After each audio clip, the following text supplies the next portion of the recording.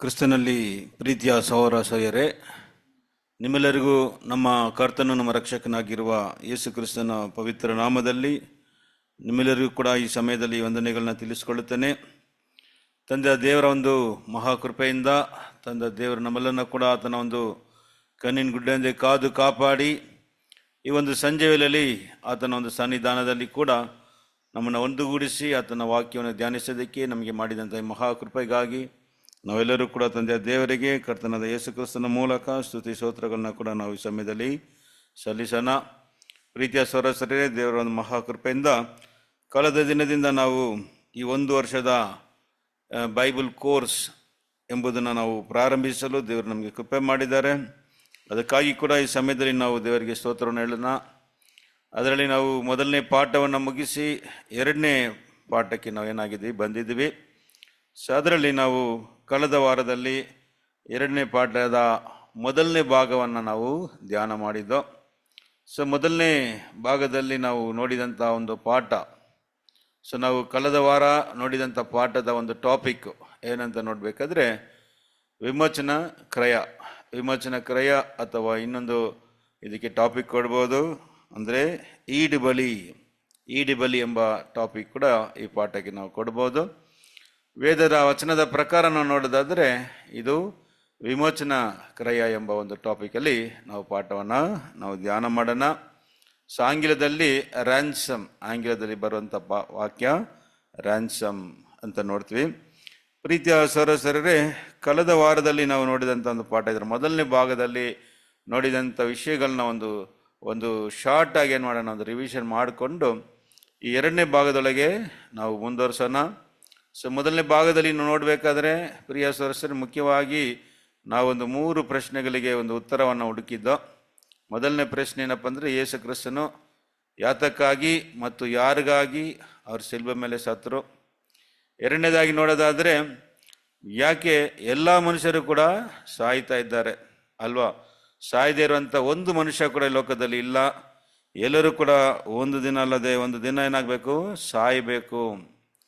ಮತ್ತು ಪ್ರಿಯ ಸಹೋದರರೇ, ಯೇಸು ಕ್ರಿಸ್ತನು ಸತ್ತಿದ್ದು ಯಾಕೆ ಮತ್ತು ಅವರ ಮರಣದ ಮೂಲಕ, ಅವರ ಮರಣದಿಂದ ಈ ಮನುಕುಲಕ್ಕೆ ಏನೆಲ್ಲ ಲಾಭಗಳಿದೆ ಎಂಬ ಕಾರ್ಯಕ್ಕೆ ನಾವು ಪ್ರಶ್ನೆಗಳಿಗೆ ಉತ್ತರವನ್ನು ನೋಡಿದ್ದೋ. ಸೊ ಮೊದಲನೇದಾಗಿ ನೋಡಬೇಕಾದ್ರೆ, ಯಾಕೆ ಎಲ್ಲರೂ ಸಾಯ್ತಾರೆ, ಎಲ್ಲರೂ ಸಾಯಕ್ಕೆ, ಲೋಕದಲ್ಲಿ ಹುಟ್ಟಿದಂಥ ಎಲ್ಲ ಮನುಷ್ಯರು ಯಾಕೆ ಸಾಯ್ತಾ ಇದ್ದಾರೆ ಎಂಬುದಕ್ಕೆ ನಾವು ಉತ್ತರವನ್ನು ನೋಡಬೇಕಾದ್ರೆ ಪ್ರಿಯ ಸಹೋದರರೇ, ಅದಕ್ಕೆ ಬೈಬಲ್ ಹೇಳುವಂಥ ಉತ್ತರ ಏನಪ್ಪ ಅಂದರೆ ಈ ಲೋಕದಲ್ಲಿ ದೇವರು ಲೋಕವನ್ನು ಉಂಟು ಮಾಡಿ ಕೊನೆಯದಾಗಿ ನೋಡಬೇಕಾದ್ರೆ ಪ್ರಿಯ ಸಹೋದರರೇ, ಆದಾಮ್ ಮತ್ತು ಹವ್ವಳನ್ನು ಉಂಟು ಮಾಡಿದ್ರು ದೇವರು. ಆದಾಮ್ ಮತ್ತು ಹವ್ವಳನ್ನು ಉಂಟು ಮಾಡಿ ದೇವರು ಅವರಿಗೆ ಒಂದು ಆಜ್ಞೆಯನ್ನು ಕೊಟ್ಟಿದ್ರು. ಏನು ಆಜ್ಞೆ ಅಂತ ನೋಡಬೇಕಾದ್ರೆ, ಅವರು ಏನು ಮಾಡ್ಬೋದಂದರೆ, ಆ ತೋಟದಲ್ಲಿದ್ದಂಥ ಎಲ್ಲ ಮರದ ಫಲಗಳನ್ನ ತಿನ್ನಬಹುದು, ಆದರೆ ಒಳ್ಳೆಯದರ ಕೆಟ್ಟದರ ತಿಳುವಳಿಕೆಯನ್ನು ಕೊಡುವಂಥ, ಅರಿವನ್ನು ಕೊಡುವಂಥ ಹಣ್ಣನ್ನು ನಾವು ತಿನ್ನಬಾರದು. ಅವರು ತಿಂದ ದಿನ ನೀ ಸತ್ತೇ ಸಾಯಿವಿ ಎಂಬುದಾಗಿ ದೇವರು ಆಜ್ಞೆ ಕೊಟ್ಟಿದ್ರು. ಆದರೆ ಆದಾಮ್ ಅವ್ವ ಏನು ಮಾಡಿದ್ರು ಅಂತ ನೋಡಬೇಕಾದ್ರೆ, ದೇವರ ವಾಕ್ಯವನ್ನು ಮೀರಿ ಆ ಹಣ್ಣನ್ನು ತಿಂದ ಕಾರಣ ಬೈಬಲ್ ಪ್ರಕಾರ ನಾವು ನೋಡೋದಾದರೆ ದೇವರವರಿಗೆ ಶಿಕ್ಷೆಯನ್ನು ವಿಧಿಸಿದ್ರು, ದೇವರವರಿಗೆ ಶಾಪವನ್ನು ಕೊಟ್ಟರು. ಆ ಶಿಕ್ಷೆ ಏನಪ್ಪ ಅಂತ ನೋಡಬೇಕಾದ್ರೆ, ದೇವರವ್ರನ್ನ ಮರಣ ಎಂಬ ಶಿಕ್ಷೆನ ಅವ್ರಿಗೆ ಏನು ಮಾಡಿದ್ರು, ವಿಧಿಸಿದ್ರು. ನೀನು ಮಣ್ಣಾಗಿದ್ದಿ, ನಿನ್ನ ಮಣ್ಣಿಗೆ ತಿರುಗಿವಿ ಎಂಬುದಾಗಿ ದೇವರೇನು ಮಾಡಿದ್ರು, ಅವ್ರಿಗೆ ಮರಣ ಎಂಬುದ ಶಾಪವನ್ನು ದೇವರು ಅವ್ರಿಗೆ ಕೊಟ್ಟರು. ಆದ ಕಾರಣ ನಾವು ನೋಡ್ಬೇಕಾದ್ರೆ ಪ್ರಿಯ ಸಹೋದರರೇ, ಈ ಲೋಕದಲ್ಲಿ ಹುಟ್ಟಿದಂಥ ಎಲ್ಲ ಮನುಷ್ಯರು ಸಾಯ್ತಾರೆ. ಸೊ ಇನ್ನೊಂದು ಪ್ರಶ್ನೆ ನೋಡ್ಬೇಕಾದ್ರೆ, ಯಾಕೆ ಒಬ್ಬ ಮನುಷ್ಯನ ಮಾಡಿದ ಪಾಪಕ್ಕೆ ಎಲ್ಲರಿಗೂ ಶಿಕ್ಷೆ ಕೊಟ್ಟರು, ದೇವರೆಲ್ಲ ಮನುಷ್ಯರಿಗೆ ಏನಾದ, ಎಲ್ಲ ಲೋಕದಲ್ಲಿ ಎಲ್ಲ ಮನುಷ್ಯರು ಯಾಕೆ ಸಾಯ್ತಾರೆ ಎಂಬ ಕೂಡ ಪ್ರಶ್ನೆಗೆ ನಾವು ಉತ್ತರವನ್ನು ನೋಡಬೇಕಾದ್ರೆ ಪ್ರಿಯ ಸಹೋದರರೇ, ಅವತ್ತು ಆದಾಮನ ಹಣ್ಣನ್ನು ತಿನ್ನುವ ಸಮಯದಲ್ಲಿ, ಆ ಹಣ್ಣು ತಿನ್ನುವಾಗ ನಾವೆಲ್ಲರೂ ಕೂಡ ಎಲ್ಲಿದ್ದೋ ಅಂತ ನೋಡಬೇಕಾದ್ರೆ ಇಡೀ ಮನುಕುಲ ಆದಾಮನ ದೇಹದಲ್ಲಿದ್ದೋ. ಪ್ರಿಯ ಸಹೋದರರೇ, ನಾವೆಲ್ಲರೂ ಎಲ್ಲಿಂದ ಹುಟ್ಟು ಬಂದಿದ್ದು ಅಂತ ನೋಡಬೇಕಾದ್ರೆ ಆದಾಮನ ದೇಹದಿಂದ ಎಲ್ಲ ಮನುಷ್ಯರನ್ನಾಗಿದ್ದಾರೆ, ಲೋಕದಲ್ಲಿ ಇದ್ದಂಥ ಎಲ್ಲ ಜೀವಿಗಳು ಬಂದಿದ್ದಾರೆ ಎಂಬುದಾಗಿ ಕೂಡ ವಚನದ ಪ್ರಕಾರ ನಾವು ನೋಡಿದ್ದು. ಅಪೊಸ್ತಲರ ಕೃತ್ಯಗಳಲ್ಲಿ 17ನೇ ಅಧ್ಯಾಯದಲ್ಲಿ ನಾವು ನೋಡಬೇಕಾದ್ರೆ 24ನೇ ವರ್ಷದಲ್ಲಿ ಅಂದರೆ ದೇವರು ಮನುಷ್ಯನ ಹೇಗೆ ಒಂದೇ ರಕ್ತದಿಂದ ಏನು ಮಾಡಿದ್ವಿ, ಸಕಲ ಜನಾಂಗಗಳನ್ನ ದೇವರು ಸೃಷ್ಟಿಸಿದರು. ಅಂದರೆ ಒಬ್ಬ ಮನುಷ್ಯನಿಂದನೇ ಎಲ್ಲರೂ ಬಂದಿದ್ದಾರೆ. ಆದ ಕಾರಣ ಒಬ್ಬನು ಮಾಡಿದ ಪಾಪದಿಂದ ಎಲ್ಲರಿಗೂ ಕೂಡ ಮರಣ ಎಂಬುದು ಬಂದಿತ್ತು. ಇದು ನಾವು ರೋಮಪತ್ರಿಕೆ 5:12 ವಾಕ್ಯದಲ್ಲಿ ಕೂಡ ನೋಡಿದ್ದು, ಒಬ್ಬ ಮನುಷ್ಯನ ಅಪರಾಧದಿಂದ, ಒಬ್ಬ ಮನುಷ್ಯನ ಮಾಡಿದಂಥ ಪಾಪದಿಂದ ಆ ಪಾಪದ ಮೂಲಕ ಮರಣವು ಲೋಕಕ್ಕೆ ಬಂದಿತ್ತು ಎಂಬುದಾಗಿ ಕೂಡ ನಾವು ನೋಡ್ತೀವಿ. ಪ್ರೀತಿಯ ಸದಸ್ಯರೇ, ಹಾಗಾದರೆ ಯೇಸುಸ್ವಾಮಿ ಯಾಕೆ ಬಂದರು ಈ ಭೂಮಿಗೆ, ಯೇಸುಸ್ವಾಮಿ ಯಾರಿಗಾಗಿ ಸತ್ರು ಅಂತ ನಾವು ನೋಡೋದಾದರೆ, ಪ್ರಿಯ ಸದಸ್ಯರೇ, ದೇವರ ಒಂದು ನೀತಿಯನ್ನು ನಾವು ನೋಡಿದ್ದೆವು. ದೇವರ ನೀತಿ ಏನು ಅಂತ ನೋಡಬೇಕಾದ್ರೆ, ಒಂದು ಕಣ್ಣಿಗೆ ಒಂದು ಕಣ್ಣು, ಹಲ್ಲಿಗೆ ಹಲ್ಲು, ಕೈಗೆ ಕೈ, ಕಾಲಿಗೆ ಕಾಲು ಏನಾಗಬೇಕಂದ್ರೆ ಮೈ ತಿರ್ಸ್ಬೇಕು. ಪ್ರಿಯ ಸದಸ್ಯರೇ, ಯಾರಾದರೂ ಒಂದು ಹಲ್ಲನ್ನು ಕಡಿದ್ರೆ ಹೊಡೆದ್ರೆ ಅವ್ರ ಹಲ್ಲನ್ನ ಏನು ಮಾಡಬೇಕು, ಅವ್ರ ಹಲ್ಲನ್ನ ಹೊಡಿಬೇಕು. ಅದೇ ರೀತಿಯಾಗಿ ಕಣ್ಣಿಗೆ ಕಣ್ಣು, ಕೈಗೆ ಕೈ, ಕಾಲಿಗೆ ಕಾಲು ಏನು ಮಾಡಬೇಕು, ಪ್ರತಿದಂಡನೆ ಆಗಬೇಕು ಎಂಬುದಾಗಿ ದೇವರು ವಿಮೋಚನಾ ಕಾಂಡ 21ನೇ ಅಧ್ಯಾಯದಲ್ಲಿ 23-24ನೇ ವಚನದಲ್ಲಿ ನಾವು ನೋಡಿದ್ದು. ಪ್ರಿಯ ಸದಸ್ಯರೇ, ಅದೇ ಪ್ರಕಾರವೇ ಒಂದು ಜೀವಕ್ಕೆ ಒಂದು ಜೀವ. ಪ್ರಿಯರೇ, ಆದಾಮನು ಮಾಡಿದ ಪಾಪಕ್ಕೆ ಇನ್ನೊಂದು ಆದಾಮನು ಏನಾಗಬೇಕಂದ್ರೆ ವಿಮೋಚನಾ ಕ್ರಯವಾಗಬೇಕು. ವಿಮೋಚನಾ ಕ್ರಯ ಅಂದರೆ ಒಬ್ಬನ ಬಿಡುಗಡೆ ಮಾಡೋದಕ್ಕೆ, ಒಬ್ಬನ ಒಂದು ಶಿಕ್ಷೆಯಿಂದ ಬಿಡುಗಡೆ ಮಾಡೋದಕ್ಕೆ ಕೊಡುವಂಥ ಒಂದು ಕ್ರಯ. ಹೌದು ಪ್ರಿಯರೇ, ವಿಮೋಚನಾ ಕ್ರಯ ಅಂದರೆ ಒಬ್ಬ ಮನುಷ್ಯನು ಯಾವುದೋ ಒಂದು ಶಿಕ್ಷೆಯಲ್ಲಿ, ಒಂದು ದಂಡನೆಯಲ್ಲಿ ಸಿಕ್ಕಾಕೊಂಡಿರ್ಬೇಕಾದ್ರೆ ಆ ದಂಡನೆಯಿಂದ ಅವನ್ನ ಬಿಡುಗಡೆ ಮಾಡೋದಕ್ಕೆ ಕೊಡುವಂಥ ಕ್ರಯಕ್ಕೇ ವಿಮೋಚನಾ ಕ್ರಯ. ಅಥವಾ ಯಾರಾದರೂ ಒಬ್ಬರು ದಾಸತ್ವದಲ್ಲಿ ಇದ್ದರೆ, ದಾಸತ್ವದಲ್ಲಿಯೋ ಅಂದರೆ ಇರಬೇಕಾದ್ರೆ ಅವನ್ನ ಆ ದಾಸತ್ವದಿಂದ ಬಿಡುಗಡೆ ಮಾಡೋದಕ್ಕೆ ಕೊಡುವಂಥ ಕ್ರಯನೇ ವಿಮೋಚನಾ ಕ್ರಯ. ಹೌದು ಪ್ರಿಯರೇ, ಅದೇ ರೀತಿಯಾಗಿ ಆದಾಮನ್ನ ಈ ಪಾಪದಿಂದ, ಈ ಮರಣ ಶಾಪದಿಂದ ಬಿಡಿಸ್ಬೇಕಂದ್ರೆ ಏನಾಗಬೇಕಂದ್ರೆ ಅದಕ್ಕೆ ವಿಮೋಚನಾ ಕ್ರಯ ಕೊಡಬೇಕು. ಅದನ್ನೇ ಯೇಸುಸ್ವಾಮಿ ತನ್ನನ್ನೇ ವಿಮೋಚನಾ ಕ್ರಯವಾಗಿ ಕೊಟ್ಟರು ಅಂತ ನಾವು ನೋಡ್ತೀವಿ. ಆ ವಾಕ್ಯ ಒಂದೊಂದ್ಸರಿ ಓದ್ಕೊಂಡು ನಾವು ಹೋಗೋಣ. 1 ತಿಮೋಥಿ 2ನೇ ಅಧ್ಯಾಯದಲ್ಲಿ ವಾಕ್ಯಗಳು 4-6 ಈ ವಾಕ್ಯವನ್ನು ನಾವು ನೋಡೋಣ. ಅಲ್ಲಿ ಈ ವಿಮೋಚನಾ ಕ್ರಯವನ್ನು ಸ್ವಾಮಿ ಏನು ಮಾಡಿದ, ಯೇಸುಸ್ವಾಮಿ ಎಲ್ಲರಿಗಾಗಿ ಕೊಟ್ಟರು ಅಂತ ನೋಡ್ತೀವಿ. ವಾಕ್ಯ ಹೋದ್ರಿ 1 ತಿಮೋಥಿ 2ನೇ ಅಧ್ಯಾಯದಲ್ಲಿ 4-6 ವಾಕ್ಯಗಳನ್ನ ನಾವು ಓದೋಣ. ಎಲ್ಲ ಮನುಷ್ಯರು ರಕ್ಷಣೆಯನ್ನು ಹೊಂದಿ ಸತ್ಯದ ಜ್ಞಾನಕ್ಕೆ ಸೇರಬೇಕೆಂಬುದು ಆತನ ಚಿತ್ತವಾಗಿದೆ. ಏಕೆಂದರೆ ದೇವರು ಒಬ್ಬನೇ, ದೇವರಿಗೂ ಮನುಷ್ಯರಿಗೂ ಮಧ್ಯಸ್ಥನು ಒಬ್ಬನೇ, ಆತನು ಮನುಷ್ಯನಾಗಿರುವ ಕ್ರಿಸ್ತ ಯೇಸುವೆ. ಆತನು ಎಲ್ಲರ ವಿಮೋಚನಾರ್ಥವಾಗಿ ತನ್ನನ್ನು ಒಪ್ಪಿಸಿಬಿಟ್ಟನು. ಇದೇ ತಕ್ಕ ಸಮಯಗಳಲ್ಲಿ ಹೇಳಬೇಕಾದ ಸಾಕ್ಷಿಯು.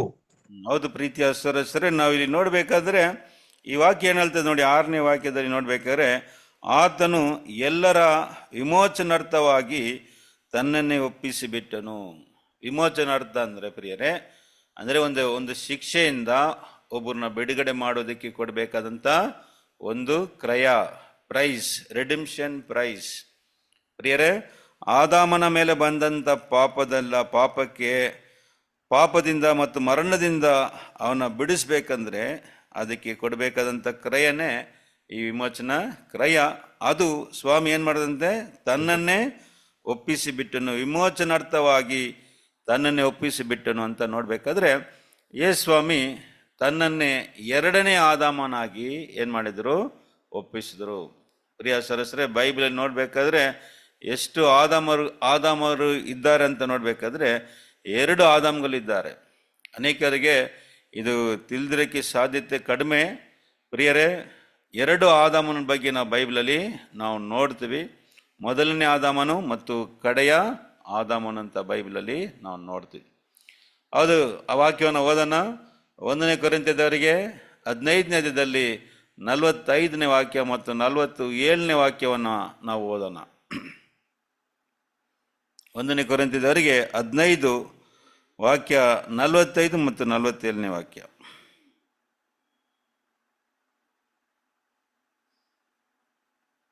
ಮೊದಲನೆಯ ಮನುಷ್ಯನಾದ ಆದಾಮನು ಬದುಕುವ ಪ್ರಾಣಿಯಾದನೆಂದು ಬರೆದೆಯಲ್ಲ, ಕಡೆ ಆದಾಮನು ಬದುಕಿಸುವ ಆತ್ಮನು. ನಲ್ವತ್ತು ಆತ್ಮಿಕವಾದದ್ದು ಮೊದಲನೇದಲ್ಲ, ಹ್ಮ್ ಪ್ರಾಕೃತವಾದದ್ದು ಮೊದಲನೇದು, ಆಮೇಲೆ ಆತ್ಮಿಕವಾದದ್ದು. 47ನೇ ವಾಕ್ಯ 47 ಓದ್ರಿದೆ. ಮೊದಲನೆಯ ಮನುಷ್ಯನು ಭೂಮಿಯೊಳಗಿಂದ ಉತ್ಪನ್ನನಾಗಿ ಮಣ್ಣಿಗೆ ಸಂಬಂಧಪಟ್ಟವನು. ಹ್ಮ್ ಈ ಎರಡನೆಯ ಮನುಷ್ಯನು ಪರಲೋಕದಿಂದ ಬಂದವನು. ನೋಡಿದ್ರ ಮಣ್ಣಿನಿಂದ ಹುಟ್ಟಿದವನು ಎಂತವನೋ ಮಣ್ಣಿಗೆ ಸಂಬಂಧಪಟ್ಟವರು ಅಂತವರೇ. ಸಾಕು ಪರಲೋಕದಿಂದ ಬಂದಾತನು ಎಂತವನೋ ಪರಲೋಕ ಸಂಬಂಧಪಟ್ಟವರು ಅಂತವರೇ. ಸಾಕು ಬುದ್ಧರ್ 47 ಮಾತ್ರ ಸಾಕು. ನೋಡಿ 45ನೇ ವಾಕ್ಯದಲ್ಲಿ ನಾವು ನೋಡ್ಬೇಕಾದ್ರೆ ಪ್ರಿಯ ಸರಸರಿ ವಾಕ್ಯ ಈ ರೀತಿಯಾಗಿ ಹೇಳ್ತದೆ ನೋಡ್ರಿ. ಮೊದಲನೇ ಮನುಷ್ಯನಾದ ಆದಾಮನು ಬದುಕುವ ಪ್ರಾಣಿಯಾದನು. ಇಲ್ಲಿ ನಾವು ಮೊದಲನೇ ಆದಾಮನ ಬಗ್ಗೆ ನೋಡ್ತೀವಿ. ಆಮೇಲೆ ಕಡೆ ಆದಾಮನು ಬದುಕಿಸುವ ಆತ್ಮನಾದನು. ಕಡೆಯ ಆದಾಮನು ಅಂತ ನೋಡ್ಬೇಕಾದ್ರೆ 2 ಆದಾಮಗಳ ಬಗ್ಗೆ ನಾವು ಬೈಬಲಲ್ಲಿ ನೋಡ್ತೀವಿ. ಯಾಕೆ 2 ಆದಾಮನ್ಗಳು ಅಂತ ನೋಡ್ಬೇಕಾದ್ರೆ, ಮೊದಲನೇ ಆದಾಮನು ಮಾಡಿದಂಥ ಪಾಪಕ್ಕೆ ಯೇಸುಸ್ವಾಮಿ 2ನೇ ಆದಾಮನಾಗಿ ಬಂದು ತನ್ನನ್ನೇನು ಮಾಡಿದ್ರು, ವಿಮೋಚನಾ ಕ್ರಯವನ್ನು ಕೊಟ್ಟರು. ವಿಮೋಚನಾ ಕ್ರಯ ಅಂದರೆ ಆದಾಮನಿಗೆ ಆದಾಮನಾಗಿ ತನ್ನ ಜೀವವನ್ನು ಏನು ಮಾಡಿದ್ರು, ಕೊಟ್ಟರು. ಜೀವಕ್ಕೆ ಜೀವ. ಪ್ರಿಯ ಸರಸರೆ, ಅದರಿಂದ ಒಂದೇ ನಾವು ನೋಡ್ಬೇಕಾದ್ರೆ ಆದಾಮನ ಸಂಬಂಧದಿಂದ ಎಲ್ಲರಿಗೇನಾಗಿದೆ, ಮರಣ ಬಂದಿತ್ತು ಅಂತ ನಾವು ನೋಡ್ತೀವಿ. ಆದ ಕಾರಣಕ್ಕೆ ಯೇಸುಸ್ವಾಮಿ 2ನೇ ಆದಾಮನಾಗಿ ಬಂದು ವಿಮೋಚನಾ ಕ್ರಯವನ್ನು ಕೊಟ್ಟರು ಅಂತ ನಾವು ಏನು ಮಾಡ್ತೀವಿ, ನೋಡ್ತೀವಿ. ಪ್ರಿಯರು, ಹಾಗಾದ್ರೆ ಯೇಸುಸ್ವಾಮಿ ಸತ್ತಿದ್ದು ಯಾರಿಗೋಸ್ಕರ ಅಂತ ನೋಡ್ಬೇಕಾದ್ರೆ, ಮೊದಲನೇದಾಗಿ ನಾವು ನೋಡ್ಬೇಕಾದ್ರೆ ಯೇಸುಸ್ವಾಮಿ ಸತ್ತಿದ್ದು ಆದಾಮನಿಗೆ. ಹಾಗಾದ್ರೆ ನಮ್ಗಲ್ವಾ ಅಂತ ಒಂದು ಪ್ರಶ್ನೆ ಕೂಡ ಕೆಲವರಿಗೆ ಬರ್ಬೋದು. ಪ್ರಿಯ ಸರಸರೆ, ಯೇಸುಸ್ವಾಮಿ ಆದಾಮನಿಗೆ ಸತ್ತರೆ ನಮಗೂ ಕೂಡ ಸತ್ತಿದ ಹಾಗೆ. ಯಾಕೆಂದ್ರೆ ನಾವೆಲ್ಲರೂ ಕೂಡ ಯಾರಿಂದ ಹುಟ್ಟು ಬಂದಿದ್ದೀವಿ ಅಂದರೆ ಆದಾಮನಿಂದನೇ ಹುಟ್ಟು ಬಂದಿದ್ದಾರೆ. ಎಲ್ಲ ಮನುಷ್ಯರು ಆದಾಮಿಂದ ಹುಟ್ಟು ಬಂದ ಕಾರಣ ಆದಾಮನ ಪಾಪಕ್ಕೆ ಆದಾಮನಿಗೋಸ್ಕರ ಸ್ವಾಮಿ ಸತ್ತರೆ ಅದರಲ್ಲಿ ನಾವು ಕೂಡ ಏನಾಗ್ತೀವಿ, ಸೇರ್ತೀವಿ. ಆದಾಮೊಳಗೆ ನಾವು ಕೂಡ ಸೇರೋದ್ರಿಂದ ಈ ರೀತಿಯಾಗಿ ಏನಾಗಿದ್ರೆ ಯೇಸುಸ್ವಾಮಿ ನಮಗೋಸ್ಕರ ಸತ್ತಿದ್ದಾರೆ. ಡೈರೆಕ್ಟಾಗಿ ನೋಡ್ಬೇಕಾದ್ರೆ ಆದಾಮಗೋಸ್ಕರ. ಪ್ರಿಯ ಸರಸರ, ಇಂಡೈರೆಕ್ಟ್ ಆಗಿ ಅಂದರೆ ಆದಾಮನ ಒಳಗಿಂದ ನಾವು ನೋಡ್ಬೇಕಾದ್ರೆ ನಾವು ಕೂಡ ಅದರಲ್ಲಿ ಏನಾಗ್ತೀವಿ, ಈ ಒಂದು ಕ್ರಯದಲ್ಲಿ ಸೇರುತ್ತೀವಿ. ಸರಿ ಪ್ರಿಯರೇ, ನಮಗೆ ಇನ್ನೂ ಕೆಲವು ಪ್ರಶ್ನೆಗಳೇನಾಗ್ಬೋದು. ಈಗ ನಾವು ಏನು ಮಾಡೋಣ, ಇನ್ನೂ ಸ್ವಲ್ಪ ಪ್ರಶ್ನೆಗಳನ್ನ ಈ 2ನೇ ಭಾಗದಲ್ಲಿ ನಾವು ನೋಡೋಣ. ಏನು ಆ ಪ್ರಶ್ನೆಗಳು ಅಂತ ನೋಡ್ಬೇಕಾದ್ರೆ, ಪ್ರಿಯ ಸರ, ಮೊದಲನೇದಾಗಿ ಏಕೆ ಆದಾಮಗೋಸ್ಕರ ಯೇಸುಸ್ವಾಮಿನೇ ಬರಬೇಕಾ ಅಂದರೆ, ದೇವರ ಒಂದು ನೀತಿ ಪ್ರಕಾರ ಒಂದು ಜೀವಕ್ಕೆ ಒಂದು ಜೀವ ಏನು ಮಾಡಬೇಕು, ಪ್ರತಿದಂಡನೆ ಆಗಬೇಕು. ಆದಾಮನಿಗೆ ಪ್ರತಿದಂಡನೆ ಆಗಬೇಕು ಎಂಬುದು ದೇವರ ಒಂದು ಆಜ್ಞೆಯಾಗಿದೆ. ಹಾಗಾದರೆ ಆದಾಮನಿಗೋಸ್ಕರ ಯಾವುದಾದ್ರೂ ಒಂದು ಪ್ರಾಣಿನ ಬಲಿ ಕೊಡ್ಬೋದಾ ಅಲ್ವಾ? ಅಲ್ಲೇ ಒಡன்பಡಿಕೆಯಲ್ಲಿ ದೇವರು ಈ ಒಂದು ನ್ಯಾಯ ಪ್ರಮಾಣ ಕೊಟ್ಟಿದ್ರು. ಏನು ನ್ಯಾಯ ಪ್ರಮಾಣ ಅಂದರೆ, ಯಾವುದಾದ್ರೂ ಒಂದು ಮನುಷ್ಯ ಪಾಪ ಮಾಡಿದ್ರೆ ಪಾಪಕ್ಕೆ ಏನಾಗಬೇಕು, ಅವನು ಸಾಯಬೇಕು, ಅಂದರೆ ಜೀವವನ್ನು ಬಿಡಬೇಕು. ಅವನು ಸಾಯಬಾರ್ದಂದ್ರೆ ಪ್ರಿಯರೇ, ಅವನ ಪರವಾಗಿ ಯಾರಾದ್ರೂ ಏನಾಗ್ಬೋದು, ಯಾವುದಾದ್ರೂ ಒಂದು ಜೀವವನ್ನು ಅಲ್ಲಿ ಬಲಿ ಕೊಡಬೇಕು. ಯಾವುದಾದ್ರೂ ಒಂದು ಜೀವ ಏನು ಮಾಡಬೇಕು, ಅಲ್ಲಿ ಬಲಿ ಕೊಡಬೇಕು. ಹಾಗೆ ಅಲ್ಲೇ ಒಡன்பಡಿಕೆ ದೇವ್ರು ಏನು ಮಾಡಿದ್ರು, ಯಾರು ಪಾಪ ಮಾಡಿದ್ರೆ ಆ ಪಾಪಕ್ಕೆ ನಿವಾರಣೆ ಮಾಡೋದಕ್ಕಾಗಿ ಅವರು ಓರಿನ ಏನು ಮಾಡಿದ್ರು, ದೇವರು ಅನುಮತಿಸಿದ್ರು. ಅದನ್ನ ಏನು ಮಾಡ್ಬೋದು, ನೀವು ಬಲಿ ಕೊಡೋದ್ರಿಂದ ಇಸ್ರಾಯೇಲ್ ಜನರ ಪಾಪಗಳೇನಾಗ್ತಾ ಇತ್ತು, ಕ್ಷಮಾಪಣೆ ಆಗ್ತಾ ಇತ್ತು. ಇಸ್ರಾಯೇಲರು ಪಾಪ ಮಾಡಬೇಕಾದ್ರೆ ಪ್ರಿಯರೇ, ಅವರು ಪಾಪದ ಪರಿಹಾರಕ್ಕಾಗಿ ಮತ್ತು ಓರಿ ಬಲಿ ಕೊಟ್ಟರು. ಅದೇ ರೀತಿಯಾಗಿ ಆದಾಮನಿಗೋಸ್ಕರ ದೇವ್ರು ಏನಾದರೂ ಈ ರೀತಿಯಾಗಿ ಒಂದು ಜೀವವನ್ನು ಕೊಡ್ಬೋದಾಗಿತ್ತಲ್ಲ ಅಂತ ಒಂದು ಪ್ರಶ್ನೆ ನಮಗೆ ಬರ್ಬೋದು. ಆದರೆ ಅದು ಸಾಧ್ಯವಿಲ್ಲ ಅಂತ ಬೈಬಲು ಹೇಳುತ್ತೆ. ವಾಕ್ಯ ಓದನ ಬನ್ನಿ. ಹೆಬ್ರಿಯದವರಿಗೆ 10ನೇ ಅಧ್ಯಾಯದಲ್ಲಿ 4ನೇ ವಾಕ್ಯವನ್ನು ನಾವು ಓದೋಣ. ಅಂದರೆ ಕುರಿ ಮತ್ತು ಓತಗಳ ರಕ್ತವು ಪಾಪವನ್ನು ಏನು ಮಾಡಲ್ಲ, ಅದು ನಿವಾರಣೆ ಮಾಡುವುದಿಲ್ಲ ಅಂತ ಕೂಡ ನಾವು ನೋಡ್ತೀವಿ. ಬನ್ನಿ ವಾಕ್ಯ ಹೋದರೆ 10th ಚಾಪ್ಟರ್ Hebrews 10. ಹೋರಿಗಳ ಮತ್ತು ಹೋತಗಳ ರಕ್ತದಿಂದ ಪಾಪಗಳು ಪರಿಹಾರವಾಗದು. ಅಸಾಧ್ಯವಾಗಿದ್ದೆಲ್ಲ ಆದುದರಿಂದ ಕ್ರಿಸ್ತನು ಭೂಲೋಕದೊಳಗೆ ಬರುವಾಗ ದೇವರೇ ಸಾಕು. ಯಜ್ಞ ನೈವೇದ್ಯಗಳು ಒಂದೇ ವಚನ ಸಾಕು. ಸಾಕಾ? 7 ವಚನ ಮಾತ್ರ ಓದಿ. ಪ್ರಿಯರೇ, ಇಲ್ಲಿ ಬೈಬಲ್ ಕ್ಲಿಯರ್ ಆಗಿ ಹೇಳ್ಬಿಡ್ತು. ಅಂದ್ರೆ ಓರಿಗಳ ಮತ್ತು ಓತಗಳ ರಕ್ತದಿಂದ ಪಾಪಗಳು ಪರಿಹಾರ ಆಗುವುದು ಅಸಾಧ್ಯವಾಗಿದೆಲ್ಲ. ಹೌದು ಪ್ರಿಯರೇ, ಯಾಕೆ ದೇವರು ಹಳೆ ಒಡன்பಡಿಕೆಯಲ್ಲಿ ಕೊಟ್ಟರು? ಹಳೆ ಒಡன்பಡಿಕೆಯಲ್ಲಿ ಇಸ್ರಾಯೇಲ್ ಜನರ ಪಾಪಗಳು, ಅವ್ರು ಮಾಡಿದಂಥ ಪಾಪಕ್ಕೆ ಏನು ಮಾಡ್ತಾ ಇದ್ರು? ಅವರು ಓರಿ ಮತ್ತು ಓತಗಳನ್ನ ಅವರು ಬಲಿ ಕೊಡ್ತಾ ಇದ್ರು. ಪ್ರಿಯರೇ, ಒಂದು ಟೆಂಪ್ರವರಿ ಆಗಿ ದೇವರು ಕೊಟ್ಟಿದ್ರು. ಒಂದು ಟೆಂಪ್ರರಿ ಇಲ್ಲ. ಅದರಲ್ಲಿ ಏನು ಅಂದರೆ ನೋಡ್ಬೇಕಾದ್ರೆ ಅದು ಅವ್ರಿಗಳ 1 ವರ್ಷ ಪಾಪಗಳನ್ನ ಮಾತ್ರ ಏನು ಮಾಡ್ತಾ ಇತ್ತು? ಅದು ಪರಿಹಾರ ಮಾಡ್ತಾ ಇತ್ತು. ನೆಕ್ಸ್ಟ್ ಇಯರ್ ಏನು ಮಾಡಬೇಕು? ಅವ್ರು ರಿಪೀಟೆಡ್ ಆಗಿ ಏನು ಮಾಡಬೇಕು? ಅದನ್ನ ವರ್ಷ ಕೊಡಬೇಕಾಗಿತ್ತು. ಆದರೆ ಪ್ರಿಯರೇ, ಅದು ಕೂಡ ಸಾಧ್ಯವಿಲ್ಲ ಅಂತ ನಾವು ನೋಡ್ತೀವಿ. ಯಾಕೆ ಸಾಧ್ಯವಿಲ್ಲ ಅಂತ ನಾವು ನೋಡೋದಾದರೆ, ಪ್ರಿಯ ಸರಸರೇ, ಆದಾಮನಿಗೆ ಈ ಓತ ಮತ್ತು ಓರಿಗಳು ಅವುಗಳು ಏನಾಗಲ್ಲ, ಸರಿಸಮವಾಗುವುದಿಲ್ಲ. It is not equal. ನೋಡಿ, ಮೃಗಗಳು ಮನುಷ್ಯನಿಗಿಂತ ಕಡಿಮೆಯಾಗಿದೆ. ಮೃಗಗಳು ಮನುಷ್ಯನಿಗಿಂತ ಕಡಿಮೆಯಾಗಿರೋದ್ರಿಂದ ಅದು ದೇವರ ನೀತಿಗೆ ಭಂಗವನ್ನು ಏನು ಮಾಡುತ್ತೆ? ಉಂಟು ಮಾಡುತ್ತೆ. ಪ್ರಿಯ ಸರಸರೇ, ಆದಾಮನಿಗಾಗಿ ಯಾವುದಾದ್ರೂ ಓರಿ ಮತ್ತು ಓತನ ಬಲಿ ಕೊಡೋದಾದರೆ ಅದರ ಮೂಲಕ ಅವನ ಪಾಪ ಪರಿಹಾರ ಆಗುತ್ತಂದರೆ ಅದು ಸಾಧ್ಯವಿಲ್ಲ. ಕಾರಣ ಏನಪ್ಪ ಅಂದರೆ, ಮೃಗಗಳು ಮನುಷ್ಯನಿಗಿಂತ ಕಡಿಮೆಯಾಗಿರೋದ್ರಿಂದ ಅದು ಕೂಡ ಸಾಧ್ಯತೆ ಇಲ್ಲ. ಸರಿ, ಇನ್ನೊಂದು ಮಾಡ್ಬೋದಾ?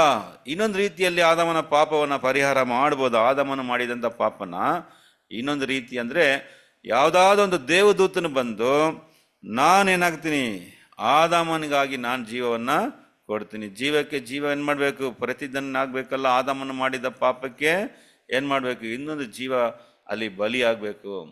ಇದು ದೇವರ ಒಂದು ನೀತಿಯಾಗಿದೆ. ಸರಿ, ಹಾಗಾದರೆ ಪ್ರಿಯ ಸರಸೆ, ಪರಲೋಕದಲ್ಲಿರೋಂಥ ದೂತ ಬಂದು ನಾನೇನಾಗ್ತೀನಿ, ಆದಾಮಗೋಸ್ಕರ ನಾನು ಜೀವ ಕೊಡ್ತೀನಿ ಎಂಬುದನ್ನು ಕೊಡುವುದಕ್ಕೆ ಸಾಧ್ಯತೆ ಇದೆ ಅಂದರೆ ಅದು ಕೂಡ ಸಾಧ್ಯವಿಲ್ಲ ಅಂತ ನೋಡ್ತೀವಿ. ಯಾಕೆ ಸಾಧ್ಯವಿಲ್ಲ ಅಂತ ನೋಡೋದಾದರೆ, ಪ್ರಿಯ ಸರಸರೆ, ದೂತರ ಬಗ್ಗೆ ನಾವು ಬೈಬಲ್ ನೋಡಬೇಕಾದ್ರೆ ದೇವರ ದೂತರನ್ನ ಯಾವ ರೀತಿಯ ಉಂಟು ಮಾಡಿದ್ರು, ದೂತರು ಮನುಷ್ಯನಿಗೂ ದೂತರಿಗೂ ಏನು ವ್ಯತ್ಯಾಸ ಅಂತ ನೋಡೋದಾದರೆ, ಹೆಬ್ರಿಯದವರಿಗೆ 2ನೇ ಅಧ್ಯಾಯದಲ್ಲಿ 6 ಮತ್ತು 7ನೇ ವಾಕ್ಯವನ್ನು ಓದೋಣ. ಇಬ್ರು 2nd chapter 6 and 7 ನಾವು ಓದೋಣ. ಮನುಷ್ಯನು ಎಷ್ಟು ಮಾತ್ರದವನು, ಅವನನ್ನು ನೀನು ಯಾಕೆ ನೆನೆಸಬೇಕು? ಮಾನವನು ಎಷ್ಟರವನು, ಅವನಲ್ಲಿ ಯಾಕೆ ಲಕ್ಷ್ಯ ಬಿಡಬೇಕು? ಅವನನ್ನು ದೇವದೂತರಿಗಿಂತ ಸ್ವಲ್ಪವೇ ಕಡಿಮೆಯಾಗಿ ಮಾಡಿದೆಯಲ್ಲ. ಪ್ರಭಾವವನ್ನು ಮಾನವನ್ನು ಅವನಿಗೆ ಕಿರೀಟವಾಗಿ ಇಟ್ಟಿ. ಅವರ ಪ್ರೀತಿಯ ಸರಸರೆ, ಇಲ್ಲಿ ನಾವು ನೋಡೋದಾದ್ರೆ ಮನುಷ್ಯನ ವಿಷಯವಾಗಿ ಇಲ್ಲಿ ಹೇಳ್ತಾರೆ. ಅವನ್ನ ಯಾವ ರೀತಿಯಾಗಿ ಮಾಡಿದ್ರು ಅಂತ ನೋಡ್ಬೇಕಾದ್ರೆ 7ನೇ ವಾಕ್ಯ ಹೇಳ್ತದೆ, ಅವನನ್ನು ದೇವದೂತರಿಗಿಂತ ಸ್ವಲ್ಪವೇ ಕಡಿಮೆಯಾಗಿ ಮಾಡಿದೆಯಲ್ಲ. ಅಂದರೆ ದೇವದೂತರು ಹೆಂಗಿದ್ದಾರೆ ಅಂದರೆ ಮನುಷ್ಯನಿಗಿಂತ ಅವರು ದೊಡ್ಡವರಾಗಿದ್ದಾರೆ. ಪ್ರಿಯರೇ, ಮನುಷ್ಯ ದೂತರಿಗಿಂತ ಸ್ವಲ್ಪ ಕಡಿಮೆ. ಅದು ಕೂಡ ಏನಾಗಲ್ಲ ಅಂದರೆ ಈಡು ಬಲಿ ಆಗಲ್ಲ. ನೋಡಿ, ಅದು ಜಾಸ್ತಿ ಆಗ್ಬಿಡ್ತು, ಅಧಿಕ. ಅಂದರೆ ದೂತರು ಬಂದು ಮನುಷ್ಯನಿಗಿಂತ ದೊಡ್ಡವರಾಗಿರೋದ್ರಿಂದ ಅದೇನಾಗಲ್ಲ ಅಂತ ನೋಡ್ಬೇಕಾದ್ರೆ ಅದು ಸರಿಸಮವಾಗುವುದಿಲ್ಲ. ವಿಮೋಚನ ಕ್ರಯ ಅಂದರೆ ಸರಿಸಮವಾಗಿರಬೇಕು. ಆದಾಮನಿಗೆ ಆದಾಮನು ಇರಬೇಕು, ಮನುಷ್ಯನಿಗೆ ಮನುಷ್ಯನು ಮಾಡಿದ ಪಾಪಕ್ಕೆ ಮೃಗಗಳು ಸರಿಸಮವಾಗುವುದಿಲ್ಲ ಮತ್ತು ದೂತರು ಕೂಡ ಆಗುವುದಿಲ್ಲ. ಸರಿ, ಇನ್ನೊಂದು ಪ್ರಶ್ನೆ ನಾವು ನೋಡೋದಾದರೆ ಪ್ರಿಯರೇ, ಸರಿ, ಮೃಗಗಳಾಗುವುದಿಲ್ಲ, ದೂತರು ಆಗೋದಿಲ್ಲ. ಸರಿ, ಆದಾಮಗೋಸ್ಕರ ಯಾರಾದರೂ ಒಂದು ಮನುಷ್ಯನು ಬಂದು ಮನುಷ್ಯನು ಮಾಡಿದಂಥ ಪಾಪಕ್ಕೆ ಯಾರು ಈ ಭೂಮಿಯಲ್ಲಿ ಇದ್ದಂಥ ಯಾರು ಒಬ್ಬರು ಬಂದು ನಾನೇನಾಗ್ತೀನಿ, ಆದಾಮನಿಗೋಸ್ಕರ ನಾನು ಸಾಯ್ತೀನಿ, ಆದಾಮನಿಗೋಸ್ಕರ ನನ್ನ ಜೀವ ಕೊಡ್ತೀನಿ ಅಂತ ಮನುಷ್ಯರಲ್ಲಿ ಯಾರಾದರೂ ಬಂದು ಕೊಡೋದಕ್ಕೆ ಸಾಧ್ಯತೆಗಳು ಇದೆಯಾ ಅಂತ ನೋಡ್ಬೇಕಾದ್ರೆ ಕೂಡ ಅದು ಕೂಡ ಬೈಬಲ್ ನಮಗೆ ಹೇಳ್ತದೆ, ಅದು ಕೂಡ ಅಸಾಧ್ಯವಾಗಿದೆ. ಏಕೆ? ಮನುಷ್ಯನಿಗೆ ಮನುಷ್ಯ ತಾನೇ. ನೋಡಿ, ಮೃಗಗಳಾಗೋದಿಲ್ಲ, ದೂತರು ಆಗಲ್ಲ ಅಂದರೆ ಮನುಷ್ಯನಿಗೆ ಮನುಷ್ಯ ಏನಾಗ್ಬೋದು? ಅಲ್ಲಿ ಆದಾಮಗೋಸ್ಕರ ಸಾಯ್ಬೋದಾ, ಜೀವ ಕೊಡ್ಬೋದಾ ಅಂತ ನೋಡೋದಾದರೆ ಅದು ಕೂಡ ಸಾಧ್ಯತೆ ಇಲ್ಲ ಅಂತ ಬೈಬಲ್ ನಮಗೆ ಹೇಳುತ್ತೆ.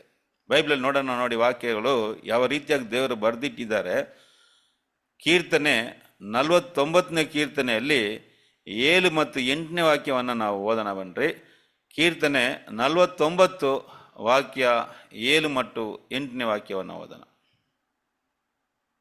ಆದರೆ ಆದರೆ ಯಾವನಾದರೂ ತನ್ನ ಸಹೋದರನು ಸಮಾಧಿಯಲ್ಲಿ ಸೇರದೆ ಶಾಶ್ವತವಾಗಿ ಬದುಕಿರುವುದಕ್ಕಾಗಿ ದೇವರಿಗೆ ಈಡನ್ನು ಕೊಟ್ಟು ಅವನ ಪ್ರಾಣವನ್ನು ಬಿಡಿಸಲಾರನು. ನೋಡಿದ್ರ ಪ್ರೀತಿಯ ಸದಸ್ಯರೇ, ಇಲ್ಲಿ ಕೂಡ ನಾವು ನೋಡ್ತೀವಿ ಆ ವಿಮೋಚನಾ ಕ್ರಯದ ಒಂದು ವಾಕ್ಯವನ್ನ ಇಲ್ಲಿ ಕೂಡ ಏನ್ ಮಾಡ್ತೀವಿ, ನಾವು ನೋಡ್ತೀವಿ. ಇನ್ನು ಹೇಳ್ತಾರೆ ನೋಡಿ, ಇಲ್ಲಿ ಏನ್ ಹೇಳ್ತಾರೆ ಅಂದ್ರೆ, ಯಾವನಾದರೂ ತನ್ನ ಸಹೋದರನು ಏನಾಗಬೇಕು, ಅವರು ಎಂದೆಂದಿಗೂ ಜೀವಂತವಾಗಿರ್ಬೇಕು. ನನ್ನ ಸಹೋದರನ್ ಏನಾಗಬಾರ್ದು, ನನ್ನ ಸಹೋದರನು ಸಾಯಬಾರ್ದು ಅಂದರೆ, ದೇವರೇ ನಾನು ಏನು ಮಾಡ್ತೀನಿ, ನನ್ನ ಸಹೋದರನ ಪರವಾಗಿ ನಾನು ಸಾಯ್ತೀನಿ, ನನ್ನ ಜೀವನ ಏನು ಮಾಡ್ರಿ ತಗೊಳ್ಳಿ, ಅವ್ರನ್ನ ಬದುಕಿಸಿ ಸ್ವಾಸ್ಥ್ಯವಾಗಿ ಏನು ಮಾಡ್ಬೇಕು, ಬದುಕಿಸೋದಕ್ಕಾಗಿ ದೇವರಿಗೆ ಈಡನ್ನು ಕೊಟ್ಟು ಅವನ ಪ್ರಾಣವನ್ನು ಬಿಡಿಸಲಾರನು. ನೋಡಿ ಪ್ರಿಯ ಸರ, ಯಾಕೆ ನಾನು ಹೋಗಿ ನೋಡಿ ದೇವರ ಹತ್ರ ಹೋಗ್ಬಿಟ್ಟು, ದೇವರೇ ನಾನೇನಾಗ್ತೀನಿ, ನನ್ನ ಸಹೋದರನು ಸಾಯಬಾರ್ದು, ನನ್ನ ಬ್ರದರ್ ಇದ್ದಾರೆ, ನನ್ನ ತಮ್ಮ, ಅವನು ಸಾಯಬಾರ್ದು, ಅವನು ಎಂದೆಂದಿಗೂ ಬದುಕಿಸ್ಬೇಕು, ನನ್ನ ಜೀವನ ಏನು ಮಾಡಿ ಅವನ ಪರವಾಗಿ ತಗೊಳ್ಳಿ ಅಂತ ದೇವರಿಗೆ ಹೇಳೋದು ಕೂಡ ಸಾಧ್ಯವಿಲ್ಲ, ಕೂಡದು. ಯಾಕೆ ಅಂತ ನೋಡೋದಾದ್ರೆ ಪ್ರಿಯ ಸರಸರೇ, ಪ್ರಿಯರೇ, ಈ ಭೂಮಿಯಲ್ಲಿ ಇರುವಂಥ ಯಾವ ಮನುಷ್ಯರಿಗೇನಿಲ್ಲ, ಜೀವ ಇಲ್ಲ, ಅಂದರೆ ಬದುಕುವ ಹಕ್ಕು ಇಲ್ಲ. ಎಲ್ಲರ ಜೀವನ ಏನು ಮಾಡಿದ್ದೀವಿ, ಕಲ್ಕೊಂಡಿದ್ದೀವಿ. ಆದಾಮನಿಂದ ಎಲ್ಲರೂ ಜೀವವನ್ನು ಕಲ್ಕೊಂಡಿದ್ರಿಂದ ಎಲ್ಲ ಮನುಷ್ಯರು ಒಂದು ದಿವಸ ಅಲ್ಲ ಒಂದು ದಿವಸ ಏನಾಗಬೇಕು, ಸಾಯಲೇ ಬೇಕು. ಅಂದರೆ ಯಾರಲ್ಲಿ ಕೂಡ ಜೀವ ಇಲ್ಲ. ಯಾಕೆಂದರೆ ಎಲ್ಲರ ಮೇಲೆ ಮರಣ ಎಂಬ ದಂಡನೆ ಇರೋದ್ರಿಂದ ಪ್ರೀತಿಯ ಸರಸರೇ, ಯಾರು ಕೂಡ ತನ್ನ ಸಹೋದರನಿಗೋಸ್ಕರ ಜೀವ ಕೊಡೋದಕ್ಕೆ ಜೀವ ಎಂಬ ಒಂದು ಹಕ್ಕನ್ನು ಕಲ್ಕೊಂಡಿದ್ದಾರೆ ಅಲ್ವಾ ಪ್ರಿಯರೇ. ಅದರಿಂದ ಯಾರು ಕೂಡ ಭೂಮಿಯಲ್ಲಿ ಆದಾಮಗೋಸ್ಕರ ಸಾಯೋದಕ್ಕೆ ಏನು ಮಾಡೋಕ್ಕಾಗಲ್ಲ, ಸಾಧ್ಯಗಳು ಇಲ್ಲ. ಕಾರಣ ಯಾರಲ್ಲಿ ಕೂಡ ಜೀವ ಇಲ್ಲ ಅಂತ ನಾವು ನೋಡ್ತೀವಿ. ಅದಕ್ಕಾಗಿಯೇ ಯೇಸು ಸ್ವಾಮಿ ಪರಲೋಕವನ್ನು ಬಿಟ್ಟು ಬಂದರು. ನೋಡಿ ವಾಕ್ಯ ಎಷ್ಟು ಬ್ಯೂಟಿಫುಲ್ ಆಗಿ ದೇವರು ಬರೆದಿಟ್ಟಿದಂದರೆ, ಈಗ ಎಬ್ರಾಯದವರಿಗೆ 2ನೇ ಅಧ್ಯಾಯದಲ್ಲಿ 9ನೇ ವಾಕ್ಯವನ್ನು ನಾವು ಓದೋಣ. ನೋಡಿ, ಯೇಸು ಸ್ವಾಮಿ ಯಾವ ಒಂದು ಸ್ಥಿತಿಗೆ ಬಂದರು, ಎಲ್ಲಿಂದ ಎಲ್ಲಿಗೆ ಬಂದರು ಅಂತ ಅಲ್ಲಿ ಬರೀತಾರೆ ನೋಡಿ. ಎಬ್ರಾಯದವರಿಗೆ 2 ವಾಕ್ಯ 9 ಓದ್ರಿ. ಕಡಿಮೆಯಾಗಿ ಮಾಡಲ್ಪಟ್ಟ ಒಬ್ಬಾತನು, ಅಂದರೆ ಯೇಸುವು ಪ್ರಭಾವವನ್ನು ಮಾನವನ್ನು ಕಿರೀಟವಾಗಿ ಹೊಂದಿರುವುದನ್ನು ನಾವು ನೋಡುತ್ತೇವೆ. ಮೃತಪಟ್ಟಿದ್ದರಿಂದಲೇ ಮಾನ ಪ್ರಭಾವಗಳನ್ನು ಹೊಂದಿದನು.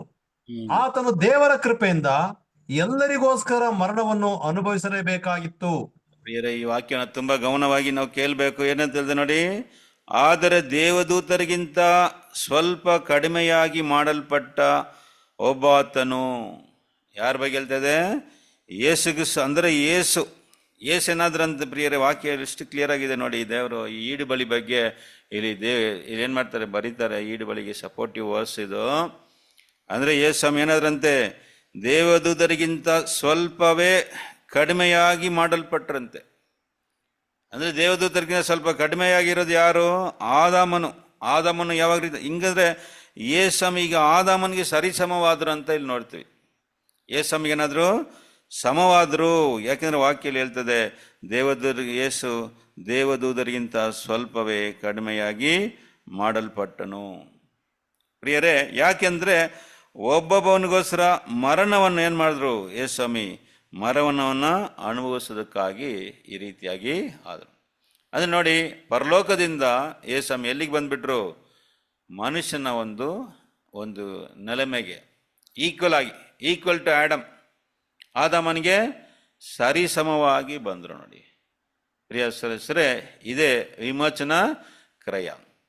ಅನೇಕರು ಯೇಸು ಸ್ವಾಮಿ ಬಗ್ಗೆ ಯಾವ ರೀತಿಯಾಗಿ ಅರ್ಥ ಮಾಡ್ಕೊಂಡಿದ್ದಾರೆ ಅಂತ ನೋಡೋದಾದರೆ ಪ್ರಿಯರೇ, ಕೆಲವರು ಯೇಸು ಸ್ವಾಮಿ ಬಂದು ಈ ಭೂಮಿಯಲ್ಲಿದ್ದಾಗ ಅವರು 100% ದೇವರಾಗಿದ್ದರು, 100% ಮನುಷ್ಯನಾಗಿದ್ದರು ಅಂತ ಅನ್ಕೊಳ್ತಾರೆ. ಯೇಸು ಸ್ವಾಮಿ ಭೂಮಿಯಲ್ಲಿದ್ರಲ್ಲ, ಆ 33.5 ವರ್ಷ ಅವರು 100% ಗಾಡ್ ಆ್ಯಂಡ್ 100% ಮ್ಯಾನ್ ಅಂತ ಅನ್ಕೊಂಡಿದ್ದಾರೆ. ಬೇರೆ ಅದು ತಪ್ಪು.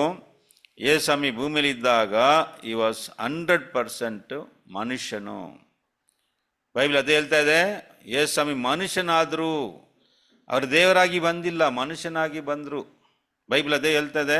ಇನ್ನೊಂದು ಸಾರಿ ಓದೋಣ ಬನ್ರಿ. 1 ತಿಮೋಥೆಯು 2ನೇ ಅಧ್ಯಾಯದಲ್ಲಿ ನಾವು ವಾಕ್ಯ ಓದಿ, ಅಲ್ಲಿ ಮಾತ್ರ ಅನೇಕ ಕಡೆ ಬೈಬಲ್ ಹೇಳ್ತದೆ ಯೇಸ್ವಾಮಿ ಮನುಷ್ಯನಾದರು ಅಂತ.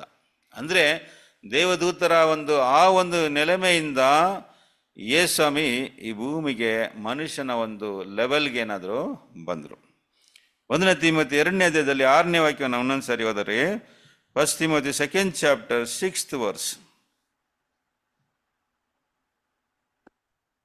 1 ತಿಮೋಥೆಯು 2 ವಾಕ್ಯ 6ನೇ ವಾಕ್ಯವನ್ನು ಮಾತ್ರ ಓದೋಣ. ಆತನು ಎಲ್ಲರ ಓದಿ. ಆತನು ಎಲ್ಲರ ವಿಮೋಚನಾರ್ಥಕವಾಗಿ ತನ್ನನ್ನು ಒಪ್ಪಿಸಿಬಿಟ್ಟನು. ಇದೇ ತಕ್ಕ ಸಮಯಗಳಲ್ಲಿ ಹೇಳಬೇಕಾದ ಸಾಕ್ಷಿಯು. ಪ್ರಿಯರೇ, ಕನ್ನಡದಲ್ಲಿ ಸ್ವಲ್ಪ ಒಂದು ವಾಕ್ಯ ಮೇಲೆ ಬರ್ತದೆ ನೋಡಿ, 5ನೇ ವಾಕ್ಯದಲ್ಲಿ ಓದರಿ. ಇಲ್ಲಿ ಗಮನಿಸಿ ಈ ವಾಕ್ಯವನ್ನ. 5th verse. ಏಕೆಂದರೆ ದೇವರು ಒಬ್ಬನೇ, ದೇವರಿಗೂ ಮನುಷ್ಯರಿಗೂ ಮಧ್ಯಸ್ಥನು ಒಬ್ಬನೇ, ಆತನು ಮನುಷ್ಯನಾಗಿರುವ ಕ್ರಿಸ್ತ ಯೇಸುವೆ. ನೋಡ್ರಿ ಪ್ರಿಯರೇ, ಇಲ್ಲಿ ಏನ್ ಹೇಳ್ತದೆ ವಾಕ್ಯ? ಆತನು ಎಲ್ಲರ ವಿಮೋಚನಾರ್ಥಕವಾಗಿ ತನ್ನನ್ನು ಒಪ್ಪಿಸಿಬಿಟ್ಟನು. ಸಾಕು ಸಿಸ್ಟರ್.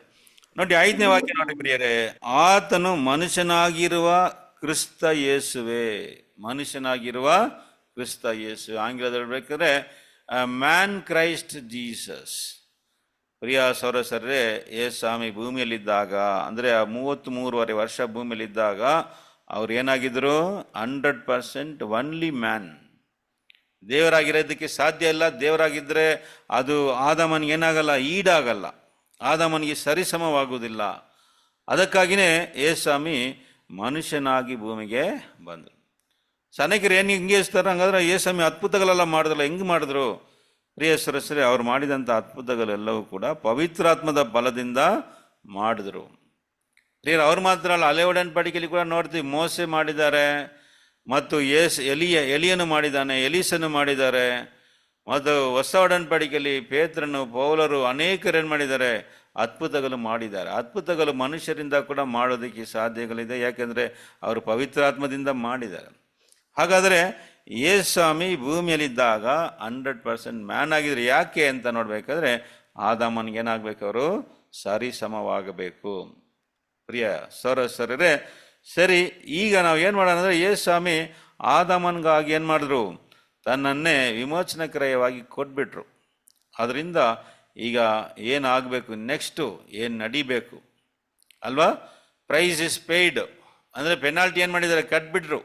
ನೋಡಿ, ನಾವು ಉದಾಹರಣೆ ನೋಡಿದ ಫಸ್ಟ್ ಪಾಠದಲ್ಲಿ, ಮೊದಲನೇ ಭಾಗದಲ್ಲಿ, ಲೈಸೆನ್ಸ್ ಇದೆ, ಗಾಡಿ ಓಡಿಸಿದ್ರೆ $1,000 ಫೈನ್ ಅಂತ ನೋಡೋದಾದರೆ, ಈಗ ನಿಮ್ಮ ಸ್ನೇಹಿತರು ಗಾಡಿ ಲೈಸೆನ್ಸ್ ಇಲ್ಲ, ಗಾಡಿ ಓಡಿಸ್ಬಿಟ್ರು, ಪೊಲೀಸ್ ಹಿಡ್ಕೊಂಡಿದ್ದಾರೆ, ಅವ್ರ ಕೈಯಲ್ಲಿ ಕಾಸಿಲ್ಲ ಕಟ್ಟಕ್ಕೆ. ನೀವೇನು ಮಾಡಿದಿರಿ? ಹೋಗಿ ನೀವು ಅವ್ರಿಗೋಸ್ಕರ ನೀವು ಫೈನ್ ಕಟ್ಟಿದ್ರಿ. ತಪ್ಪು ಮಾಡಿದ್ದು ನಿಮ್ಮ ಸ್ನೇಹಿತರು, ಆದರೆ ಫೈನ್ ಕಟ್ಟಿದ್ದು ನೀವು. ಪ್ರಿಯರೇ, ಅದೇ ರೀತಿಯಾಗಿ ತಪ್ಪು ಮಾಡಿದ ಆದಾಮನು ಫೈನ್ ಕಟ್ಟಿದ್ದು ಯಾರಂತ ನೋಡ್ಬೇಕಾದ್ರೆ ಯೇಸ್ವಾಮಿ. ಸರಿ, ಈಗ ಫೈನ್ ಕಟ್ಟಾದ ಮೇಲೆ ಏನಾಗಬೇಕು? ಫೈನ್ ಕಟ್ಬಿಟ್ರಲ್ಲ, ಏನಾಗಬೇಕಂತ ನೋಡ್ಬೇಕಾದ್ರೆ ಪೊಲೀಸು ಏನು ಮಾಡಬೇಕು? ಆ ವ್ಯಕ್ತಿನ, ನಿಮ್ಮ ಸ್ನೇಹಿತರನ್ನ ಏನು ಮಾಡಬೇಕು? ರಿಲೀಸ್ ಮಾಡಬೇಕು, ಬಿಡುಗಡೆ ಮಾಡಬೇಕು. ಹೌದು ಪ್ರಿಯ ಸರಸರೇ, ಅದೇ ರೀತಿಯಾಗಿ ಮರಣ ಎಂಬ ಸೆರೆ ಏನು ಮಾಡಬೇಕಂದ್ರೆ ಎಲ್ಲರನ್ನ ಏನು ಮಾಡಬೇಕು? ಬಿಡುಗಡೆ ಮಾಡುತ್ತದೆ. ವಾಕ್ಯ ಅದನ್ನೇ ಹೇಳುತ್ತದೆ ಪ್ರಿಯ ಸರಸರೇ. 1 ಕೊರಿಂಥದವರಿಗೆ 15ನೇ ಅಧ್ಯಾಯದಲ್ಲಿ 21-22ನೇ ವಾಕ್ಯ ಓದೋದಾದರೆ, ಇಲ್ಲಿ ಕ್ಲಿಯರ್ ಆಗಿ ಬೈಬಲ್ ಹೇಳ್ತದೆ, ಹೇಗೆ ಆದಾಮನ ಸಂಬಂಧದಿಂದ ಎಲ್ಲರೂ ಕೂಡ ಸಾಯೋರಾಗ್ತಾರೆ, ಅದೇ ರೀತಿಯಾಗಿ ಕ್ರಿಸ್ತನ ಸಂಬಂಧದಿಂದ ಎಲ್ಲರೂ ಕೂಡ ಏನಾಗ್ತಾರೆ? ಬದುಕೋರಾಗ್ತಾರೆ. ವಾಕ್ಯ ಓದೋಣ. 1 ಕೊರಿಂಥದವರಿಗೆ 15ನೇ ಅಧ್ಯಾಯದಲ್ಲಿ 21-22ನೇ ವಾಕ್ಯವನ್ನು ಓದ್ರಿ. ಮನುಷ್ಯನ ಮೂಲಕ ಮರಣವು ಉಂಟಾದ ಕಾರಣ ಮನುಷ್ಯನ ಮೂಲಕ ಸತ್ತವರಿಗೆ ಪುನರುತ್ಥಾನ ಉಂಟಾಗುವುದು. ಯಾವ ಪ್ರಕಾರ ಆದಾಮನ ಸಂಬಂಧದಿಂದ ಎಲ್ಲರೂ ಸಾಯುವವರಾದರೋ ಅದೇ ಪ್ರಕಾರ ಕ್ರಿಸ್ತನ ಸಂಬಂಧದಿಂದ ಎಲ್ಲರೂ ಜೀವಿತರಾಗುವರು. ಪ್ರಿಯ ಸರಸ, ಎಷ್ಟು ಕ್ಲಿಯರ್ ಆಗಿ ಬೈಬಲ್ ಹೇಳ್ತದೆ ಅಂದ್ರೆ, ಮನುಷ್ಯನ ಮೂಲಕ ಮರಣ ಉಂಟಾದ ಕಾರಣ. ಯಾವ ಮನುಷ್ಯ ಅದು? ಆದಾಮ್ ಎಂಬ ಒಬ್ಬ ಮನುಷ್ಯನು ಮಾಡಿದ ಪಾಪದಿಂದನೇ ಎಲ್ಲರಿಗೇನು ಬಂತು? ಮರಣ ಬಂತು. ಅದೇ ರೀತಿಯಾಗಿ ಮನುಷ್ಯನ ಮೂಲಕ ಸತ್ತವರಿಗೆ ಪುನರುತ್ಥಾನವು ಉಂಟಾಗುವುದು. ಪ್ರೀತಿಯ ಸರಸರೇ, ಆ ಮನುಷ್ಯ ಯಾರು ನೋಡಿ, ಇಲ್ಲಿ ಕೂಡ ಹೇಳ್ತದೆ ಯೇಸ್ವಾಮಿ ಆ ಮನುಷ್ಯ, ಎರಡನೇ ಆದಾಮನು. ಮೊದಲನೇ ಆದಾಮನಿಂದ ಎಲ್ಲರಿಗೂ ಮರಣ ಬಂತು, ಎರಡನೇ ಆದಾಮನಿಂದ ಎಲ್ಲರಿಗೂ ಏನು ಬರುತ್ತದೆ? ಜೀವ ಬರುತ್ತದೆ.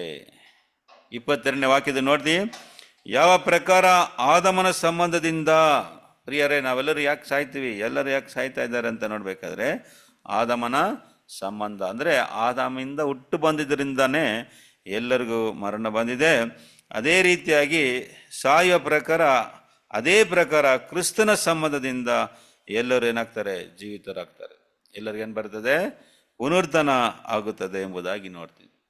ಪ್ರೀತಿಯ ಸರಸರೇ, ಕ್ರಿಸ್ತನ ಮೂಲಕ ಈ ಭೂಮಿಯಲ್ಲಿ ಸತ್ತಂತ ಎಲ್ಲ ಮನುಷ್ಯರು, ಅಂದರೆ ಆದಾಮಿಂದ ಎಷ್ಟು ಜನರು ಈ ಭೂಮಿಯಲ್ಲಿ ಹುಟ್ಟು ಸತ್ತರೋ ಎಲ್ಲರಿಗೂ ಕೂಡ ಏನಿದೆ ಅಂದರೆ ಪುನರುತ್ಥಾನ. ಒಂದಿನ ಎಲ್ಲರೂ ಎದ್ದು ಬರ್ತಾರೆ ಅಂತ ಬೈಬಲು ಹೇಳುತ್ತೆ. ಕೆಲವು ಕ್ರೈಸ್ತರು ಹೆಂಗೆ ಹೇಳ್ತಾರೆ ಅಂತ ನೋಡ್ಬೇಕಾರೆ ಪ್ರಿಯ ಸರೇ, ಕೆಲವರು ಹೆಂಗೆ ಅರ್ಥ ಮಾಡ್ಕೊಳ್ತಾರೆ, ಇಲ್ಲ ಬ್ರದರ್ ಇದು ಬಂದು ಎಲ್ಲರೂ ಬರಲ್ಲ, ಕ್ರೈಸ್ತರು ಮಾತ್ರ ಏನಾಗ್ತಾರೆ ಬರ್ತಾರೆ ಅಂತ ಕೆಲವರು ಬೈಬಲ್ನ ತಪ್ಪಾಗಿ ಅರ್ಥ ಮಾಡ್ಕೊಳ್ತಾರೆ. ಪುನರುತ್ಥಾನದಲ್ಲಿ ಕ್ರೈಸ್ತರು ಮಾತ್ರ ಬರ್ತಾರೆ ಅಂತ ಅನ್ಕೊಳ್ತಾರೆ. ಪ್ರಿಯಸರೇ, ಬೈಬಲ್ ಆ ರೀತಿ ಹೇಳ್ತಾ ಇಲ್ಲ. ಇಲ್ಲಿ ಏನು ಹೇಳ್ತಾ ಇದೆ? ಎಲ್ಲರೂ ಎಂಬ ಪದವನ್ನು ನೀವು ನೋಟ್ ಮಾಡಿಕೊಳ್ಳಿ. ಇಂಗ್ಲೀಷಲ್ಲಿ all shall be made alive ಅಂದರೆ, ಆಲ್ ಅಂದರೆ ಆದಾಮಿಂದ ಹುಟ್ಟು ಬಂದಂಥ ಎಲ್ಲರೇನಾಗ್ತಾರೆ? ಬದುಕೋರಾಗ್ತಾರೆ. ಇನ್ನು ವಾಕ್ಯ ನೋಡೋಣ ನೋಡಿ, ಯೋಹಾನ 5ನೇ ಅಧ್ಯಾಯದಲ್ಲಿ 28 ಮತ್ತು 29ನೇ ವಾಕ್ಯದಲ್ಲಿ ಓದೋಣ. ಯಾರೆಲ್ಲ ಬರ್ತಾರೆ ಅಂದರೆ, ಒಳ್ಳೆಯದು ಮಾಡಿದವರು ಮತ್ತು ಕೆಟ್ಟದ್ದು ಮಾಡಿದವರೆಲ್ಲರೂ ಕೂಡ ಬರ್ತಾರೆ. 1 John 5th chapter verse 28 and 29 ಓದೋಣ. 1 John 5th chapter. ಅದಕ್ಕೆ ಆಶ್ಚರ್ಯ ಪಡಬೇಡಿರಿ. ಓದಿ ಬದರ್. ಅದಕ್ಕೆ ಆಶ್ಚರ್ಯ ಪಡಬೇಡಿರಿ, ಸಮಾಧಿಗಳಲ್ಲಿರುವವರೆಲ್ಲರೂ ಆತನ ಧ್ವನಿಯನ್ನು ಕೇಳಿ ಎದ್ದು ಹೊರಗೆ ಬರುವ ಕಾಲ ಬರುತ್ತದೆ. ಒಳ್ಳೆಯದನ್ನು ಮಾಡಿದವರಿಗೆ ಜೀವಕ್ಕಾಗಿ ಪುನರುತ್ಥಾನವಾಗುವುದು, ಕೆಟ್ಟದ್ದನ್ನು ನಡೆಸಿದವರಿಗೆ ತೀರ್ಪಿಗಾಗಿ ಪುನರುತ್ಥಾನವಾಗುವುದು. ಪ್ರೀತಿಯ ಸರಸರೇ, ಎಲ್ಲರಿಗೂ ಪುನರುತ್ಥಾನ. ಇನ್ನು ಹೇಳ್ತದ ವಾಕ್ಯ ಏನಂದ್ರೆ, ಅದಕ್ಕೆ ಆಶ್ಚರ್ಯ ಪಡಬೇಡಿರಿ, ಸಮಾಧಿಗಳಲ್ಲಿರೋ ಎಲ್ಲರೂ ಕೂಡ ಏನಾಗ್ತಾರೆ? ಆತನ ಧ್ವನಿಯನ್ನು ಕೇಳಿ ಎದ್ದು ಹೊರಗೆ ಬರುವ ಕಾಲ ಬರ್ತದೆ. ಅಂದರೆ ಸಮಾಧಿಗಳಲ್ಲಿರೋಂಥ ಎಲ್ಲರೂ, ಆಲ್ ನೋಡಿ, ಕ್ರೈಸ್ತರು ಮಾತ್ರ ಅಲ್ಲ, ಯಾರೆಲ್ಲ ಸಮಾಧಿ ಒಳಗೆ ಇದ್ದಾರೋ ಅವರೆಲ್ಲರೂ ಕೂಡ ಎದ್ದು ಬರ್ತಾರೆ. 29ನೇ ವಾಕ್ಯ ನೋಡಿ ಏನು ಹೇಳ್ತದೆ ಅಂದರೆ, ಎದ್ದು ಹೊರಕ್ಕೆ ಬರುವ ಕಾಲ ಬರ್ತದೆ, ಒಳ್ಳೆಯದನ್ನು ಮಾಡಿದವರಿಗೆ ಜೀವಕ್ಕಾಗಿ ಪುನರುತ್ಥಾನವಾಗುವುದು ಮತ್ತು ಕೆಟ್ಟದನ್ನು ನಡೆಸಿದವರಿಗೆ ತೀರ್ಪುಗಾಗಿ ಏನಾಗ್ತಾರೆ? ಪುನರುತ್ಥಾನವಾಗ್ತಾರೆ. ಒಳ್ಳೆಯದು ಮಾಡಿದವರು, ಕೆಟ್ಟದ್ದು ಮಾಡಿದವರು ಎಲ್ಲರೂ ಕೂಡ ಏನಾಗ್ತಾರೆ? ಎದ್ದು ಬರ್ತಾರೆ. ಪ್ರಿಯ ಸರಸರೇ, ಅಂದರೆ ಪುನರುತ್ಥಾನ ಬಂದು ಕ್ರೈಸ್ತರಿಗೆ ಮಾತ್ರ ಅಲ್ಲ, ಕ್ರೈಸ್ತರ ಅಲ್ಲದವರಿಗೆ ಕೂಡ ಏನಿದೆ? ಪುನರುತ್ಥಾನ ಇದೆ. ಯಾಕೆಂದರೆ ಯೇಸುಸ್ವಾಮಿ ಸತ್ತಿದ್ದು ಕ್ರೈಸ್ತರಿಗೆ ಮಾತ್ರ ಅಲ್ಲ, ಎಲ್ಲ ಮನುಷ್ಯರಿಗಾಗಿ ಏನಾಗಿದ್ದಾರೆ? ಜೀವನ ಕೊಟ್ಟಿದ್ದಾರೆ. ಅವರು ಪೆನಾಲ್ಟಿ ಕಟ್ಟಿದ್ರಿಂದ ಏನಾಗ್ತಾರೆ ಅಂದರೆ ಎದ್ದು ಬರ್ತಾರೆ. ಇನ್ನೊಂದು ವಾಕ್ಯ ಕೂಡ ಓದೋಣ ಬನ್ನಿ. ಅಪೊಸ್ತಲ ಕೃತ್ಯಗಳು 24ನೇ ಅಧ್ಯಾಯದಲ್ಲಿ 15ನೇ ವಾಕ್ಯವನ್ನು ಕೂಡ ನಾವು ನೋಡೋಣ. ಓದ್ರಿ. 24 Acts of Apostle 24 chapter verse 15. ಇದಲ್ಲದೆ ನೀತಿವಂತರಿಗೂ ಅನೀತಿವಂತರಿಗೂ ಪುನರುತ್ಥಾನವಾಗುವುದೆಂದು ಇವರು ದೇವರಲ್ಲಿ ನಿರೀಕ್ಷೆಟ್ಟಿರುವ ಪ್ರಕಾರವೇ ನಾನು ನಿರೀಕ್ಷೆಯುಳ್ಳವನಾಗಿದ್ದೇನೆ. ಪ್ರಿಯರೇ, ಪೌಲ್ ಹೇಳುವಂತ ಮಾತು ಇದು. ಏನ್ ಹೇಳ್ತಾರೆ ಅಂದ್ರೆ, ನೀತಿವಂತರಿಗೂ ಮತ್ತು ಅನೀತಿವಂತರಿಗೇನಿದೆ ಅಂದ್ರೆ ಪುನರುತ್ಥಾನ ಇದೆ ಅಂತ ಏನ್ ಮಾಡ್ತಾರೆ? ಹೇಳ್ತಾರೆ. ಹೌದು ಪ್ರಿಯ ಸಹೋದರರೇ, ಯಾರಿಗೆ ಪುನರುತ್ಥಾನ ಅಂದ್ರೆ? ನೀತಿವಂತರಿಗೂ ಇದೆ ಮತ್ತು ಅನೀತಿವಂತರಿಗೂ ಕೂಡ ಏನಿದೆ ಅಂತ ನೋಡ್ಬೇಕಾದ್ರೆ ಪುನರುತ್ಥಾನ ಇದೆ ಅಂತ ಅವರು ನಿರೀಕ್ಷೆ ಇಟ್ಟಿದ್ದಾರೆ. ಹೌದು ಪ್ರಿಯರೇ, ಅಂದರೆ ಎಲ್ಲರೂ ಏನಾಗ್ತಾರೆ? ಎದ್ದು ಬರ್ತಾರೆ. ಏಕೆಂದರೆ ಯೇಸುಸ್ವಾಮಿ ಸತ್ತಿದ್ದು ಕ್ರೈಸ್ತರಿಗೆ ಮಾತ್ರ ಅಲ್ಲ, ಇಡೀ ಮನುಕುಲಕ್ಕೆ ಏನಾಗಿದ್ದಾರೆ? ಸತ್ತಿದ್ದಾರೆ. ಕೆಟ್ಟವರು, ಒಳ್ಳೆಯದು ಮಾಡಿದವರು, ಕೆಟ್ಟದ್ದು ಮಾಡಿದವರು, ನೀತಿವಂತರು, ಅನೀತಿವಂತರು ಎಲ್ಲರೂ ಕೂಡ ಏನಾಗ್ತಾರೆ? ಪುನರುತ್ಥಾನದಲ್ಲಿ ಬರ್ತಾರೆ. ಚಿನ್ನದ ವಾಕ್ಯ ಓದನ ಹೋದ್ರಿ, ಬೈಬಲ್ ತಗೊಂಡು 1ನೇ ಯೋಹಾನದಲ್ಲಿ 2ನೇ ಅಧ್ಯಾಯದಲ್ಲಿ 2ನೇ ವಾಕ್ಯವನ್ನು ಓದ್ರಿ. ಅಲ್ಲಿ ಯೋಹನ್ ಬರೀತಾರೆ, ಯೇಸುಸ್ವಾಮಿ ಯಾರ ಪಾಪವನ್ನು ನಿವಾರಣೆ ಮಾಡಿದ್ದಾರೆ ಅಂತಾರೆ. ಪ್ರಿಯ ಸಹೋದರರೇ, ನಮ್ಮ ಪಾಪಗಳು ಮಾತ್ರ ಅಲ್ಲ, ಲೋಕದ ಪಾಪವನ್ನ ಆತನು ನಮ್ಮ ಪಾಪಗಳನ್ನು ನಿವಾರಣೆ ಮಾಡುವ ಯಜ್ಞವಾಗಿದ್ದಾನೆ. ನಮ್ಮ ಪಾಪಗಳನ್ನು ಮಾತ್ರವಲ್ಲದೆ ಸಮಸ್ತ ಲೋಕದ ಪಾಪಗಳನ್ನು ಸಹ ನಿವಾರಣೆ ಮಾಡುತ್ತಾನೆ. ನೋಡಿದ್ರೆ ಪ್ರಿಯರೇ, ನಮ್ಮ ಪಾಪಗಳು ಮಾತ್ರ ಅಲ್ಲ, ಸಮಸ್ತ ಲೋಕದ ಪಾಪವನ್ನು ಏನ್ ಮಾಡಿದ್ದಾರೆ? ನಿವಾರಣೆ ಮಾಡಿದ್ದಾರೆ. ಆದ ಕಾರಣ ಸತ್ತವರೆಲ್ಲರೂ ಏನಾಗ್ತಾರೆ? ಪುನರುತ್ಥಾನದಲ್ಲಿ ಬರ್ತಾರೆ. ಪ್ರಿಯ ಸಹೋದರರೇ, ಸರಿ, ಪ್ರೀತಿಯ ಸಹೋದರರೇ, ಇದು ಯಾವಾಗ ನಡೀತದೆ? ಯಾವಾಗ ಸತ್ತವರೆಲ್ಲ ಬರ್ತಾರೆ? ನಾವು ಕಳ್ಕೊಂಡಿರುವಂಥ ನಮ್ಮ ಪ್ರಿಯರು, ನಮ್ಮ ತಂದೆ ತಾಯಿ, ಅಣ್ಣ ತಮ್ಮಂದಿರು, ಅನೇಕರು ನಾವು ಏನು ಮಾಡಿದ್ವಿ? ನಾವು ಕೂಡ ನಮ್ಮ ಪ್ರಿಯರನ್ನ ಕಳ್ಕೊಂಡಿದ್ವಿ. ಹೌದು ಪ್ರಿಯರೇ, ಎಲ್ಲರೂ ಏನಾಗ್ತಾರೆ? ಆದಾಮಿಂದ ಹಿಡಿದು ಎಲ್ಲರೂ ಕೂಡ ಪುನರುತ್ಥಾನದಲ್ಲಿ ಬರ್ತಾರೆ ಅಂತ ಬೈಬಲ್ ನಮಗೆ ಕ್ಲಿಯರ್ ಆಗಿ ಹೇಳ್ತದೆ. ಯಾಕೆಂದ್ರೆ ಯೇಸುಸ್ವಾಮಿ ಆದಾಮನಿಗೋಸ್ಕರ ಸತ್ತು ಪಾಪವನ್ನು ಏನು ಮಾಡಿದ್ದಾರೆ? ಪಾಪಕ್ಕಾಗಿ ಅವರು ಪೆನಾಲ್ಟಿ ಕಟ್ಟಿದ್ದಾರೆ. ಅಂದರೆ ತನ್ನ ಜೀವವನ್ನೇ ವಿಮೋಚನಾ ಕ್ರಯವಾಗಿ ಕೊಟ್ಟುದರಿಂದ ಸತ್ತವರೆಲ್ಲರೇನಾಗ್ತಾರೆ? ರಿವರ್ಸ್ ಆಗಬೇಕು. ಓಕೆ, ಸರಿ, ಇದು ಯಾವಾಗ ಆಗುತ್ತೆ? ಇದು ಯಾವಾಗ ನಡೀತದೆ ಅಂತ ನೋಡೋದಾದರೆ ಅದು ಯೇಸು ಸ್ವಾಮಿಯ ಎರಡನೇ ಬರುವಿಕೆ. ಯೇಸುವಿನ ಎರಡನೇ ಬರುವಿಕೆಯಲ್ಲಿ ಪ್ರಿಯ ಸರ್, ಯೇಸು ಸ್ವಾಮಿ ಏನು ಮಾಡ್ತಾರೆ? ಅವ್ರನ್ನ ಎರಡನೇ ಬರುವಿಕೆಯಲ್ಲಿ ಬಂದು ಯೇಸು ಸ್ವಾಮಿ ಏನು ಮಾಡ್ತಾರೆ? ಅನೇಕರು ಯೇಸು ಸ್ವಾಮಿ ಬರ್ತಾರೆ ಅಂತ ಹೇಳ್ತಾನೆ ಇದ್ದಾರೆ. ಯೇಸು ಸ್ವಾಮಿ ಬೇಗನೆ ಬರ್ತಾರೆ ಅಂತ ಹೇಳ್ತಾ ಇದ್ದಾರೆ. ಸರಿ, ಹೌದು, ಸ್ವಾಮಿ ಬರ್ತಾರೆ. ಆದರೆ ಬಂದು ಏನು ಮಾಡ್ತಾರೆ? ಪ್ರಿಯ ಸಹೋದರರೇ, ಕೇಳೋದಾದರೆ ಅನೇಕರು ಕೊಡುವಂಥ ಉತ್ತರ, ಪರಲೋಕಕ್ಕೆ ಏನು ಮಾಡ್ತಾರೆ? ಕ್ರೈಸ್ತರನ್ನೆಲ್ಲ ಪರಲೋಕಕ್ಕೆ ಕರ್ಕೊಂಡು ಹೋಗ್ತಾರೆ, ಕ್ರೈಸ್ತರಲ್ಲದವ್ರನ್ನ ನರಕಕ್ಕೆ ಹಾಕ್ತಾರೆ ಅಂತ ಎಲ್ಲರೂ ಹೇಳ್ತಾರೆ. ಪ್ರಿಯರೇ, ಆ ರೀತಿಯಾಗಲ್ಲ. ಯೇಸು ಸ್ವಾಮಿ ಬಂದು ಈ ಲೋಕವನ್ನು 1000 ವರ್ಷ ಆಳ್ವಿಕೆ ಮಾಡ್ತಾರೆ ಎಂಬುದಾಗಿ ಬೈಬಲ್ ನಮಗೆ ಹೇಳುತ್ತೆ. ವಾಕ್ಯ ಹೋದ್ರಿ, ಪ್ರಕಟಣೆ 20ನೇ ಅಧ್ಯಾಯದಲ್ಲಿ 6ನೇ ವಾಕ್ಯವನ್ನು ಹೋದ್ರಿ, revolution 20th chapter 6th verse ಓದೋಣ. ಪ್ರಕಟಣೆ 20 ಪ್ರಥಮ ಪುನರುತ್ಥಾನದಲ್ಲಿ ಸೇರಿರುವವನು 26 ಕರೆಕ್ಟ್, 20ನೇ ಅಧ್ಯಾಯ 6ನೇ ಕರೆಕ್ಟ್ ಹೋದ್ರಿ ಸಿಸ್ಟರ್. ಪ್ರಥಮ ಪುನರುತ್ಥಾನದಲ್ಲಿ ಸೇರುವವನು ಧನ್ಯನು, ಪರಿಶುದ್ಧನೂ ಆಗಿದ್ದಾನೆ. ಇಂಥವರ ಮೇಲೆ ಎರಡನೆಯ ಮರಣಕ್ಕೆ ಅಧಿಕಾರವಿಲ್ಲ. ಸಾಕಾ? ಕಂಪ್ಲೀಟ್ ಮಾಡ್ರಿ ವಾಕ್ಯನ. ಆದರೆ ಅವರು ದೇವರಿಗೂ ಕ್ರಿಸ್ತನಿಗೂ ಯಾಜಕರಾಗಿ ಕ್ರಿಸ್ತನೊಂದಿಗೆ ಆ 1000 ವರ್ಷ ಆಳುವರು. ನೋಡ ಪ್ರಿಯ ಸರಸರೇ, ಇಲ್ಲಿ ವಾಕ್ಯ ಏನ್ ಹೇಳ್ತದೆ? ಪ್ರಥಮ ಪುನರುತ್ಥಾನದಲ್ಲಿ ಸೇರುವವನು ಧನ್ಯನು, ಪರಿಶುದ್ಧನೂ ಆಗಿದ್ದಾನೆ. ಧನ್ಯನು. ಆಮೇಲೆ ಎರಡನೇ ಮರಣಕ್ಕೆ ಅಧಿಕಾರ ಅಲ್ಲ, ಆದರೆ ಅವರು ದೇವರಿಗೂ ಕ್ರಿಸ್ತನಿಗೂ ಯಾಜಕರಾಗಿ ಕ್ರಿಸ್ತನೊಂದಿಗೆ ಆ 1000 ವರ್ಷ ಆಳುವರು. ಪ್ರಿಯ ಸರಸರೇ, ಅಂದ್ರೆ ಮೊದಲನೇ ಪ್ರಥಮ ಪುನರುತ್ಥಾನ. ಪ್ರಥಮ ಅಂದ್ರೆ ಇಂಗ್ಲಿಷಲ್ಲಿ ನೋಡ್ಬೇಕಾದ್ರೆ ಫಸ್ಟ್ ರಿಸರೆಕ್ಷನ್. ಬೇರೆ ಸತ್ತವರೆಲ್ಲರೂ ಬರ್ತಾರೆ. ಆದಾಮಿಂದ ಸತ್ತವರು, ಆದಾಮ, ಕಾಯಿನು, ಆಬೇಲು, ಬೈಬಲಲ್ಲಿ ನೋಡ್ತೀವಲ್ಲ, ಎಲ್ಲರೂ ಏನಾಗ್ತಾರೆ? ಪುನರುತ್ಥಾನದಲ್ಲಿ ಬರ್ತಾರೆ. ಪ್ರೀತಿಯ ಸರಸರೇ, ಅದರಲ್ಲಿ ಪ್ರಥಮ ಪುನರುತ್ಥಾನ ಯಾರಿಗೆ ಅಂದರೆ, ಪ್ರಥಮ ಪುನರುತ್ಥಾನ ಅದು ಪರಿಶುದ್ಧರಿಗೆ, ಅಂದರೆ ಯೇಸುಸ್ವಾಮಿನ ಹಿಂಬಾಲಿಸಿದವರಿಗೆ. ಯಾರೆಲ್ಲ ಯೇಸುಸ್ವಾಮಿ ಹೆಜ್ಜಾಡಲ್ಲಿ ಹಿಂಬಾಲಿಸಿ ಯೇಸುಗೋಸ್ಕರ ತನ್ನ ಜೀವನ ಅರ್ಪಿಸಿ ಅವ್ರಿಗೋಸ್ಕರ ಸತ್ತರೋ ಅವ್ರಿಗೆ ಪ್ರಥಮ ಪುನರುತ್ಥಾನ. ಸರಿ, ಅದು ಮಾತ್ರ ಅಲ್ಲ, ಏನು ಸಿಗುತ್ತೆ ಅಂದರೆ ಅವರು ಕ್ರಿಸ್ತನೊಂದಿಗೆ ಏನಾಗ್ತಾರೆ? ಯಾಜಕರಾಗಿ ಕ್ರಿಸ್ತನೊಂದಿಗೆ 1000 ವರ್ಷ ಆಳ್ತಾರೆ. ನೋಡಿ ಸ್ವಾಮಿ ಏನು ಕೊಡ್ತಾರೆ. ಅನೇಕರು ಕೇಳ್ತಾರೆ, ಸತ್ತವರೆಲ್ಲರೂ ಬರ್ತಾರಾ? ಅಂದರೆ ನೀತಿವಂತರು ಅನೀತಿವಂತರು ಎಲ್ಲರೂ ಕೂಡ ಪುನರುತ್ಥಾನದಲ್ಲಿ ಬರ್ತಾರಾ? ಹಾಗಾದ್ರೆ ನಾವು ಯಾಕೆ ಹೀಗೆ ಯೇಸುಸ್ವಾಮಿನ ಹಿಂಬಾಲಿಸ್ಬೇಕು? ನಾವೇನು ಮಾಡೋಣ? ನಾವು ಕೂಡ ಲೋಕದ ಪ್ರಕಾರ ಜೀವನ ಮಾಡಿ ನಾವೇನು ಮಾಡೋಣ? 1000 ವರ್ಷದಲ್ಲಿ ಪುನರುತ್ಥಾನದಲ್ಲಿ ಬರೋಣ ಅಂತ ಅನೇಕರು ಈ ರೀತಿಯಾಗಿ ಕೂಡ ಪ್ರಶ್ನೆಗಳು ಮಾಡ್ತಾರೆ. ಪ್ರಿಯರೇ, ಈಗ ಯೇಸುಸ್ವಾಮಿನ ಹಿಂಬಾಲಿಸ್ತಾರೆ, ನಮ್ಗೇನು ಸಿಗುತ್ತೆ ಅಂದರೆ ಪ್ರಥಮ ಪುನರುತ್ಥಾನ. ಪ್ರಥಮ ಪುನರುತ್ಥಾನ ಮಾತ್ರ ಅಲ್ಲ, ಯೇಸುಸ್ವಾಮಿಯೊಂದಿಗೆ 1000 ವರ್ಷ ಏನು ಮಾಡ್ತೀವಿ? ನಾವು ಆಳ್ತೀವಿ. ಪ್ರಿಯರೇ, ನೋಡ್ತೀವಿ ನಾವು ಲೋಕದಲ್ಲಿ ಅಲ್ವಾ, ಲೋಕದಲ್ಲಿ ಇರುವಂಥ ಮನುಷ್ಯರಿಗೆ ಎಷ್ಟು ಕಾಲ ಆಳ್ವಿಕೆ ಕೊಡಲ್ಪಡ್ತದೆ ಅಂದರೆ 5 ವರ್ಷ ಅಲ್ವಾ. ನೋಡಿ, ಈಗ ನಮ್ಮ ಮೋದಿ ಪ್ರಥಮರು ಯಾರು ಪ್ರೈಮ್ ಮಿನಿಸ್ಟರ್ ಮೋದಿ ಇದ್ದಾರೆ, ಎಷ್ಟು ವರ್ಷ ಆಳ್ತಾರೆ? ಪ್ರಿಯ ಸದಸ್ಯರೇ, ಒಂದು 5 ವರ್ಷ. ಸರಿ, ಎರಡನೇ ಸಾರಿ ಬಂದರು, ಇನ್ನೊಂದು 5 ವರ್ಷ, ಇನ್ನೊಂದು 100 ವರ್ಷ ಆಳೋಕ್ಕೆ ಆಗುತ್ತೆ ಅವರಿಂದ? ಖಂಡಿತ ಇಲ್ಲ. ಯಾಕೆಂದರೆ ಅಷ್ಟು ವರ್ಷ ಅವ್ರು ಬದುಕಕ್ಕೆ ಆಗೋದಿಲ್ಲ. ಪ್ರಿಯ ಸದಸ್ಯರೇ, ಹಾಗಾದರೆ ಈ ಸಭೆಗೆ ಅಂದರೆ ಯಾರೆಲ್ಲ ಕ್ರಿಸ್ತನನ್ನು ಹಿಂಬಾಲಿಸ್ತಾರೋ ಅವರಿಗೆ 1000 ವರ್ಷ ಆಳ್ವಿಕೆ. ಯೇಸುಸ್ವಾಮಿ ಬಂದು ಏನು ಮಾಡ್ತಾರೆ? ಯೇಸುಸ್ವಾಮಿ ಬರ್ತಾರೆ ಅಂತೀವಲ್ಲ, ಹೌದು ಬರ್ತಾರೆ. ಏನು ಮಾಡ್ತಾರೆ?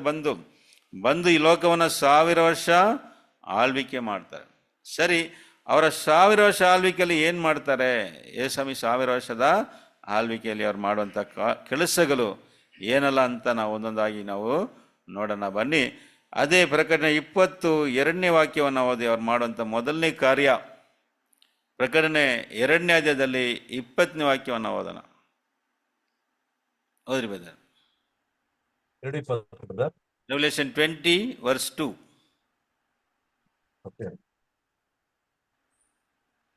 ಪ್ರಕಟಣೆ 2ನೇ 20ನೇ ಅಧ್ಯಾಯ. ಪುರಾತನ ಸರ್ಪನೆಂಬ ಘಟ ಸರ್ಪನನ್ನು ಹಿಡಿದು 1000 ವರ್ಷ ಬಂಧನದಲ್ಲಿಟ್ಟನು. ಆ 1000 ವರ್ಷ ತೀರುವ ತನಕ ಸೈತಾನನು ಇನ್ನು ಜನಗಳನ್ನು ಮರಳುಗೊಳಿಸಿದ ಹಾಗೆ ದೇವದೂತನು ಅವನನ್ನು ಅಧೋಲೋಕದಲ್ಲಿ ದೊಬ್ಬಿ ಬಾಗಿಲನ್ನು ಮುಚ್ಚಿ ಅದಕ್ಕೆ ಮುದ್ರೆ ಹಾಕಿದನು. ಪ್ರೀತಿಯ ಸದಸ್ಯರಲ್ಲಿ ಬೈಬಲ್ ಕ್ಲಿಯರ್ ಆಗಿ ಹೇಳ್ತಾ ಇದೆ ನೋಡಿ, ಏನಂದ್ರೆ ಸೈತಾನನು ಮತ್ತು ಘಟಸರ್ಪವನ್ನ ಹಿಡಿದು ಏನ್ ಮಾಡ್ತಾರೆ, ಅವನ 1000 ವರ್ಷ ಅವನ ಹಿಡಿದು ಬಂಧನಲ್ಲಿ ಇಡ್ತಾರೆ. ಯಾಕೆ ಅಂದ್ರೆ ಜನರುಗಳನ್ನ ಏನ್ ಮಾಡಬಾರ್ದು, ಮರಳುಗೊಳಿಸಿದಂತೆ ಅವನು ಏನ್ ಮಾಡ ಅಧೋಲೋಕದಲ್ಲಿ ಹಾಕಿ ಅದನ್ನ ಮುದ್ರೆ ಹಾಕ್ತಾರೆ. ಪ್ರಿಯ ಸರಸರೇ, ಯೇಸುವಿನ 1000 ವರ್ಷ ಆಳ್ವಿಕೆಯಲ್ಲಿ ಈ ಲೋಕದಲ್ಲಿ ಯಾರು ಇರುವುದಿಲ್ಲ ಅಂದ್ರೆ ಸೈತಾನನು ಇರುವುದಿಲ್ಲ. ಬೈಬಲ್ ವಾಕ್ಯನ ಅದೇ ಹೇಳ್ತದೆ ಪ್ರಿಯರೇ. ಯೇಸುಸ್ವಾಮಿ 2ನೇ ಬರುವಿಕೆಯಲ್ಲಿ ಬರ್ತಾರೆ. ಏನ್ ಮಾಡ್ತಾರೆ, ಯೇಸುಸ್ವಾಮಿ ಬಂದು ಈ ಲೋಕವನ್ನ 1000 ವರ್ಷ ಆಳ್ವಿಕೆ ಮಾಡ್ತಾರೆ.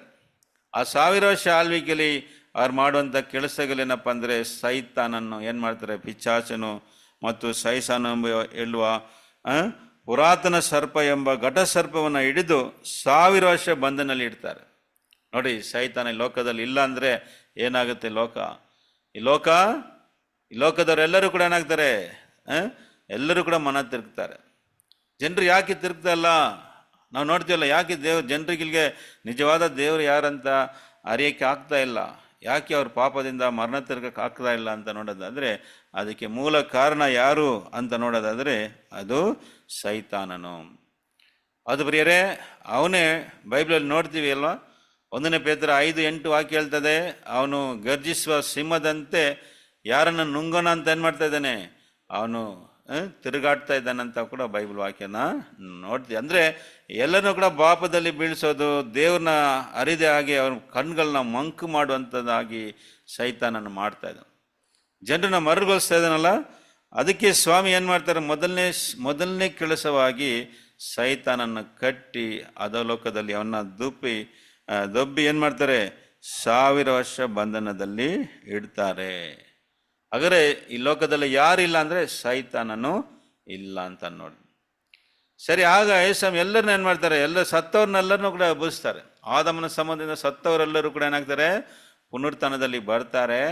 ನೋಡಿ, ಪ್ರಥಮ ಪುನರುತ್ಥಾನ ಬಗ್ಗೆ ನೋಡಿದ, ಈಗ ನಾವು ಯೇಸುಸ್ವಾಮಿನ ಹಿಂಬಾಲಿಸಿದ್ರೆ ನಮಗೆ ಪ್ರಥಮ ಪುನರುತ್ಥಾನ. ನೋಡಿ, ಫಸ್ಟ್ ರಿಸರೆಕ್ಷನ್. ನೆಕ್ಸ್ಟ್ ಏನಪ್ಪ ಅಂದರೆ ನಾವು ಯೇಸುಸ್ವಾಮಿ ಜೊತೆ 1000 ವರ್ಷ ಏನು ಮಾಡ್ತೀವಿ, ಆಳ್ವಿಕೆ ನಡೆಸ್ತೀವಿ. ಈ ಲೋಕವನ್ನು 1000 ವರ್ಷ ಆಳ್ವಿಕೆ ಮಾಡಿ ಸೈತಾನನ್ನು 1000 ವರ್ಷ ಬಂಧನಲ್ಲಿ ಏನು ಮಾಡ್ತಾರೆ, ಇಡ್ತಾರೆ. ಆಗ ಏನಾಗುತ್ತೆ ಅಂತ ನೋಡ್ಬೇಕಾದ್ರೆ ಲೋಕದಲ್ಲಿ ಇರುವಂಥ ಎಲ್ಲ ಜನರು ಕೂಡ ಸ್ವಾಮಿ ಕಡೆ ಏನಾಗ್ತಾರೆ, ಯೇಸುಸ್ವಾಮಿ ಕಡೆ ತಿರುಕೊಳ್ತಾರೆ ಅಂತ ಅನೇಕ ವಾಕ್ಯಗಳು, ನಾವು ಪ್ರವಾದನೆ ವಾಕ್ಯಗಳು ಏನು ಮಾಡುತ್ತೆ ಹೇಳ್ತದೆ. ಕೆಲವು ಪ್ರವಾದನೆ ವಾಕ್ಯಗಳನ್ನ ನೋಡೋಣ ಪ್ರಿಯರೇ. 1000 ವರ್ಷ ಸ್ವಾಮಿ ಆಳ್ವಿಕೆ ಮಾಡಬೇಕಾದ್ರೆ ಈ ಲೋಕದವರು ಎಲ್ಲರೂ ಕೂಡ ಯೇಸುಸ್ವಾಮಿ ಕಡೆ ಏನಾಗ್ತಾರೆ, ತಿರುಕೊಳ್ತಾರೆ. ನಾವು ನೋಡ್ತಾ ಇದ್ದಿಲ್ಲ ಅವಿಶ್ವಾಸಿಗಳ ಏನು ಯೋಜನೆ. ಈಗ ಎಷ್ಟೋ ಜನರಿಗೆ ಯೇಸುಸ್ವಾಮಿ ಗೊತ್ತಿಲ್ವಲ್ಲ ಅಲ್ವ. ಲೋಕದಲ್ಲಿ ನೋಡ್ಬೇಕಾದ್ರೆ ಯೇಸುಸ್ವಾಮಿನ ಅರ್ಧವರು ಸ್ವಲ್ಪ ಜನ ಮಾತ್ರ ಇದ್ದಾರೆ ಅಲ್ವಾ. ಲೋಕದಲ್ಲಿ ನೋಡ್ಬೇಕಾದ್ರೆ ನಾವು ಲಾಸ್ಟ್ ಪಾಠದಲ್ಲಿ ನೋಡುವ ಲಿಸ್ಟಲ್ಲಿ ಅಂದರೆ 70% ಆಫ್ ವರ್ಲ್ಡ್ ಏನಾಗಿದ್ದಾರೆ, ಅನ್ಯ ಜನರು, ಅವಿಶ್ವಾಸಿಗಳಾಗಿದ್ದಾರೆ. ಅವ್ರಿಗೆಲ್ಲ ರಕ್ಷಣೆ ಹೇಗೆ? ಎಷ್ಟೋ ಜನರು ಹುಚ್ಚರಾಗಿದ್ದಾರೆ ಅಲ್ವಾ, ಮನಸ್ಥಿತಿ ಸರಿ ಇಲ್ಲದೆ ಇರುವಂಥವ್ರು ನೋಡ್ತೀವಿ. ಅವ್ರಿಗೆ ಯೇಸುಸ್ವಾಮಿನ ಹೇಳೋಕ್ಕಾಗತ್ತಾ? ಮತ್ತು ಯೇಸುಸ್ವಾಮಿ ಬಂದು 2000 ವರ್ಷವಾಯ್ತಲ್ಲ, ಅದಕ್ಕೆ ಮುಂಚೆ 4000 ವರ್ಷ ಜನರು ಭೂಮಿಯಲ್ಲಿದ್ದರು. ಹಂಗಾದ್ರೆ ಯೇಸುಸ್ವಾಮಿ ಎಂಬ ಹೆಸರು, ಯೇಸು ಅಂತ ಹೆಸರು ಕೂಡ ಅವ್ರಿಗೆ ಯಾರಿಗೂ ಕೂಡ ಗೊತ್ತಿಲ್ವಲ್ಲ. ಹಾಗಾದರೆ ಎಲ್ಲರಿಗೂ ಕೂಡ ರಕ್ಷಣೆ ಯೋಜನೆ ಏನಪ್ಪ ಅಂದರೆ ಅದೇ 1000 ವರ್ಷ ಆಳ್ವಿಕೆ. ಎಲ್ಲರಿಗೂ ರಕ್ಷಣೆ ಯೋಜನೆ ಏನಪ್ಪ, ದೇವರ ಯೋಜನೆ ಏನು? ಎಲ್ಲರೂ ಹೇಗೆ ರಕ್ಷಣೆ? ನೋಡಿ, ಇಂಡಿಯನ್ಸ್ ನೋಡ್ಬೇಕು, ಇಂಡಿಯಾದಲ್ಲಿ 2%, 2.5% ಮಾತ್ರ ಕ್ರೈಸ್ತರು. ಮತ್ತೆ ಮತ್ತು ಇದರ ಇರುವಂಥ ಎಲ್ಲ ಹಿಂದೂ ಮುಸ್ಲಿಮ್ಗೂ ಬುದ್ಧಿಸ್ಟ್ ಇರುವಂಥ ಇವ್ರಿಗೆಲ್ಲ ರಕ್ಷಣೆ ಹೇಗೆ, ದೇವರು ಅವ್ರಿಗೆ ಏನು ರಕ್ಷಣೆ ಯೋಜನೆ ಇಟ್ಟಿದ್ದಾರೆ ಅಂತ ನೋಡ್ಬೇಕಾದ್ರೆ ಪ್ರಿಯರೇ, ಅದು 1000 ವರ್ಷ ಆಳ್ವಿಕೆ. ಯೇಸು 1000 ವರ್ಷ ಆಳ್ವಿಕೆಯಲ್ಲಿ ಸೈತಾನನ ಏನು ಮಾಡ್ತಾರೆ, ಬಂಧನಲ್ಲಿ ಇಡ್ತಾರೆ. ಸತ್ತವ್ರನ್ನೆಲ್ಲರನ್ನೂ ಕೂಡ ಪುನರುತ್ಥಾನದಲ್ಲಿ ತರ್ತಾರೆ. ಎಲ್ಲರೂ ಬರ್ತಾರೆ. ಆದಾಮನ ಸಂಬಂಧದಿಂದ ಸತ್ತವರೆಲ್ಲರೂ ಕೂಡ ಏನಾಗ್ತಾರೆ, ಬದುಕಿ ಬಂದು ಆಗ ನಿಜವಾದ ದೇವ್ರನ್ನ ಏನು ಮಾಡ್ತಾರೆ, ತಿಳ್ಕೊಳ್ತಾರೆ. ಅದರ ಬಗ್ಗೆ ಇರುವಂಥ ವಾಕ್ಯಗಳನ್ನ ನಾವು ನೋಡೋಣ ಪ್ರಿಯರೇ. ಅನೇಕರು ಈ ಪ್ರವಾದನೆ ವಾಕ್ಯಗಳನ್ನ ಏನು ಮಾಡಲ್ಲ, ಗಮನಿಸೋದಿಲ್ಲ. 1000 ವರ್ಷ ಆಳ್ವಿಕೆಯಲ್ಲಿ ಜನರು ಅಂದರೆ ಲೋಕದವರೆಲ್ಲರೂ ಕೂಡ ದೇವರ ಕಡೆ ತಿರುಕೊಳ್ತಾರೆ, ನಿಜವಾದ ದೇವ್ರನ್ನ ಅರಿದು ಅವ್ರನ್ನ ಆರಾಧನೆ ಮಾಡ್ತಾರೆ ಎಂಬುದಾಗಿ ಈ ಕೆಲವು ವಾಕ್ಯಗಳು ಏನು ಮಾಡ್ತಾರೆ ಹೇಳ್ತದೆ. ಅದ್ರ ಓದೋಣ ಬನ್ರಿ. ಕೀರ್ತನೆ 22, 27 ಮತ್ತು 28ನೇ ವಾಕ್ಯವನ್ನು ಓದೋಣ. ಕೀರ್ತನೆ 22ನೇದಲ್ಲಿ 27ನೇ ವಾಕ್ಯ. ಭೂಮಂಡಲದವರೆಲ್ಲರೂ ಎಚ್ಚರಗೊಂಡು ಯೆಹೋವನ ಕಡೆಗೆ ತಿರುಗಿಕೊಳ್ಳುವರು. ಯೆಹೋವನೇ, ಎಲ್ಲಾ ಜನಾಂಗಗಳವರು ನಿನಗೆ ಅಡ್ಡ ಬೀಳುವರು. ರಾಜ್ಯವು ಯೆಹೋವನದೇ, ಎಲ್ಲಾ ಜನಾಂಗಗಳಿಗೂ ಆತನೇ ಒಡೆಯನು. ಭೂಲೋಕದಲ್ಲಿರುವ ಪುಷ್ಟರೆಲ್ಲರೂ ಉಂಡು ಆರಾಧಿಸುವರು. ನೋಡಿದ ಪ್ರಿಯ ಸರ್, ಎಷ್ಟು ಕ್ಲಿಯರ್ ಆಗಿ ಬೈಬಲ್ ಹೇಳ್ತದೆ ನೋಡಿ. ಬೈಬಲ್ ವಾಕ್ಯ ಖಂಡಿತ ಏನಾಗುತ್ತೆ, ನೆರವೇರುತ್ತಲ್ಲ. ಸ್ವಾಮಿ ಹೇಳ್ಬಿಟ್ಟಲ್ಲ, ಆಕಾಶ ಭೂಮಿ ಅಳ್ತೋದ್ರೂ ಕೂಡ ಬೈಬಲಲ್ಲಿ ಬರೆದಿರುವಂಥ ಯಾವ ಒಂದು ವಾಕ್ಯ ಕೂಡ ಏನು ಮಾಡಲ್ಲ, ನೆರವೇರದೆ ಹೋಗೋದಿಲ್ಲ. ಈ ವಾಕ್ಯ ಹೇಳ್ತದೆ ನೋಡಿ, ಭೂಮಂಡಲದವರೆಲ್ಲರೂ ಕೂಡ ಎಚ್ಚರಕೊಂಡು ಯೆಹೋವನ ಕಡೆಗೆ ತಿರುಗಿಕೊಳ್ಳುವರು. ಈಗ ನಡೀತಾ ಇದೆಯಾ ಈ ವಾಕ್ಯ ಇವಾಗ ನಡೆಯುತ್ತದೆ ಅಂದರೆ ಈಗ ಇಲ್ಲ ನೋಡಿ. ಈಗ ಯಾರು ಕೂಡ ದೇವರ ಹತ್ರ ಬರ್ತಾ ಇಲ್ಲ, ಸ್ವಲ್ಪ ಜನರು ಮಾತ್ರ ದೇವರ ಕಡೆ ಏನಾಗ್ತಾರೆ, ತಿರುಗ್ತಾ ಇದ್ದಾರೆ. ಆದರೆ ಈ ವಾಕ್ಯ ಏನು ಹೇಳ್ತದೆ ನೋಡಿ, 27ನೇ ವಾಕ್ಯ, ಭೂಮಂಡಲದವರೆಲ್ಲರೂ ಕೂಡ ಎಚ್ಚರಗೊಂಡು ಯೆಹೋವನ ಕಡೆಗೆ ಏನಾಗ್ತಾರೆ, ತಿರುಗಿಕೊಳ್ಳುವರು. ಮತ್ತು ಎಲ್ಲರೂ ಏನಾಗ್ತಾರೆ ಅಂದರೆ ಎಲ್ಲ ಜನಾಂಗದವರು ನಿನಗೆ ಅಡ್ಡ ಬೀಳುವರು. ನೋಡಿ ಇಂಗ್ಲೀಷಲ್ಲಿ ನೋಡ್ಬೇಕು, ಎಲ್ಲ ಜನಾಂಗದವರು ಅಂದರೆ ಆಲ್ ನೇಷನ್ಸ್. ನೋಡಿ, all the kindreds of the nations shall worship before the. ಪ್ರಿಯರೇ, ನೇಷನ್ಸ್ ಅಂದರೆ ದೇಶಗಳು. ಹೌದು ಪ್ರಿಯರೇ, ನೋಡಿ ಚೈನಾ, ರಷ್ಯಾ, ಅರಬ್ ದೇಶಗಳು, ಕತಾರು, ಸೌದಿ ಅರೇಬಿಯಾ, ಈ ರೀತಿಯಾಗಿ ಇರಾನ್, ಇರಾಕ್ ಎಂಬ ಎಲ್ಲ ಮುಸ್ಲಿಂ ದೇಶಗಳು ಮತ್ತು ಬೇರೆ ಬೇರೆ ಎಲ್ಲ ದೇಶದವರು ಅಂದರೆ ಇಂಡಿಯಾ ಇನ್ಕ್ಲೂಡಿಂಗ್ ಇಂಡಿಯಾ, ಎಲ್ಲ ದೇಶ ಏನಾಗುತ್ತೆ, ದೇವರ ಕಡೆ ತೀರ್ಕೊಳ್ಳುತ್ತೆ. ಇದೇ ವಾಕ್ಯ ಹೇಳ್ತಾನೆ, kings of the nation shall worship before the. ನೋಡಿ ಏನಂತ, ಎಲ್ಲ ಜನಾಂಗಗಳವರು ನಿನಗೆ ಅಡ್ಡ ಬೀಳುವರು. ಹೇಗೆ, ಯಾವಾಗ ನಡೀತದೆ? ಇದು ಕ್ರಿಸ್ತನ 1000 ವರ್ಷ ಆಳ್ವಿಕೆ. ಯೇಸು 1000 ವರ್ಷ ಆಳ್ವಿಕೆಯಲ್ಲಿ ನೋಡಿ, ನಾವು ಕೂಡ ಇಂಡಿಯಾಗೆ ಹೋಗಿ ಪ್ರೇಯರ್ ಮಾಡ್ತೀವಿ, ದೇವರೇ ನಮ್ಮ ದೇಶವನ್ನು ಏನು ಮಾಡ್ರಿ, ರಕ್ಷಿಸಿ. ನಮ್ಮ ದೇಶದವರು, ಭಾರತ ದೇಶದವ್ರು ಏನಾಗಬೇಕು, ಯೇಸುವಿನ ಅರಿಬೇಕಂತ ನಾವು ಎಷ್ಟೋ ಪ್ರಯಾಸಗಳು ಪಡ್ತೇವೆ. ಪ್ರಿಯರೇ, ನಾವು ಎಷ್ಟೋ ಫಾಸ್ಟಿಂಗ್ ಪ್ರೇಯರ್ ಎಲ್ಲ ಮಾಡಿ ಪ್ರಾರ್ಥನೆ ಮಾಡ್ತೀವಿ. ಪ್ರಿಯರೇ, ದೇವರು ಎಲ್ಲರಿಗೂ ಕೂಡ ಯೋಜನೆ ಇಟ್ಟಿದ್ದಾರೆ ನೋಡಿ. ವಾಕ್ಯ ಅದೇ ಹೇಳ್ತಾ ಇದೆ ನೋಡಿ. 1000 ವರ್ಷ ಆಳ್ವಿಕೆಯಲ್ಲಿ ಎಲ್ಲರೂ ಅಂದರೆ ವಾಕ್ಯ ಏನು ಹೇಳ್ತದೆ, ಭೂಮಂಡಲದವರೆಲ್ಲರೂ ಕೂಡ ಎಚ್ಚರಗೊಂಡು ಯೆಹೋವನ ಕಡೆ ತಿರುಗಿಕೊಳ್ಳುವರು. ಎಲ್ಲ ಜನಾಂಗಗಳವರು ನಿನಗೆ ಅಡ್ಡ ಬೀಳುವರು. ಇದು ಯಾವಾಗ ನಡೀತದೆ? 28ನೇ ವಾಕ್ಯ ಇನ್ನೊಂದು ಸಾರಿ ಓದಿ ಬದ 28. ಇದು ಈ ಒಂದು ಪ್ರವಾದನೆ ಯಾವಾಗ ನಡೀತದೆ? ಯಾವ ಪ್ರವಾದನೆ? ಎಲ್ಲ ಜನಾಂಗಗಳವರು ಏನಾಗ್ತಾರೆ, ಸ್ವಾಮಿ ಮುಂದೆ ಅಡ್ಡ ಬೀಳ್ತಾರೆ. ಇದು ಯಾವಾಗ ನಡೀತದೆ? 28ನೇ ವಾಕ್ಯ ಇದು ಯಾವಾಗ ನಡೀತದೆ ಅಂತ ಬರೆದಿದೆ ನೋಡಿ. 28 ಓದ್ರಿ ಬದ 28ನೇ ವಾಕ್ಯ. ರಾಜ್ಯವು ಯೆಹೋವನದೇ, ಎಲ್ಲ 28 ಬ್ರದರ್. ರಾಜ್ಯವು ಯೆಹೋವನದೇ, ಎಲ್ಲಾ ಜನಾಂಗಗಳಿಗೂ ಆತನೇ ಒಡೆಯನು. ಹೌದು ಪ್ರೀತಿಯ ಸರಸರ, ಯಾವಾಗ ಇದು ನಡೀತದೆ ಅಂದ್ರೆ ಈ ಪ್ರವಾದನೆ ನಾವು ಓದಿದಂತ 27ನೇ ವಾಕ್ಯದಲ್ಲಿ ಓದಿದಂತ ಆ ಪ್ರವಾದನೆ ವಾಕ್ಯ ಯಾವಾಗ ನೆರವೇರುತ್ತೆ? ರಾಜ್ಯವು ಯೆಹೋವನದೇ ಅಂದ್ರೆ ದೇವರ ರಾಜ್ಯ ಬರ್ತದೆ. ಸ್ವಾಮಿ ನಮ್ಗೆ ಹೇಳ್ಕೊಟ್ಟಲ್ಲ ಪ್ರಾರ್ಥನೆ, ನಿಮ್ಮ ರಾಜ್ಯವು ಬರಲಿ. ಪ್ರಿಯ ಸರ, ನಿನ್ನ ಚಿತ್ತವು ಪರಲೋಕದಲ್ಲಿ ನೆರವೇರುವ ಪ್ರಕಾರ ಭೂಲೋಕದಲ್ಲಿ ನೆರವೇರಲಿ ಎಂಬುದಾಗಿ ಯೇಸು ಸ್ವಾಮಿ ಹೇಳ್ಕೊಟ್ಟಂತ ಪ್ರಾರ್ಥನೆ ಅದು ಕೂಡ ಆವಾಗ ನೆರವೇರುತ್ತೆ ಪ್ರಿಯರೇ. ಅಂದ್ರೆ ದೇವರ ರಾಜ್ಯ ಬರ್ತದೆ. ಯೇಸು ಸ್ವಾಮಿ 1000 ವರ್ಷ ಆಳ್ವಿಕೆ, ಆ ಆಳ್ವಿಕೆಯಲ್ಲಿ ಜನಾಂಗಗಳು ಎಲ್ಲರೂ ಕೂಡ ದೇವ್ರ ಮುಂದೆ, ಯೇಸು ಸ್ವಾಮಿ ಮುಂದೆ ಅಡ್ಡ ಬೀಳ್ತಾರೆ. ಎಲ್ಲ ಜನಾಂಗಗಳಿಗೆ ಆತನೇನಾಗ್ತಾರೆ, ಒಡೆಯನಾಗ್ತಾರೆ.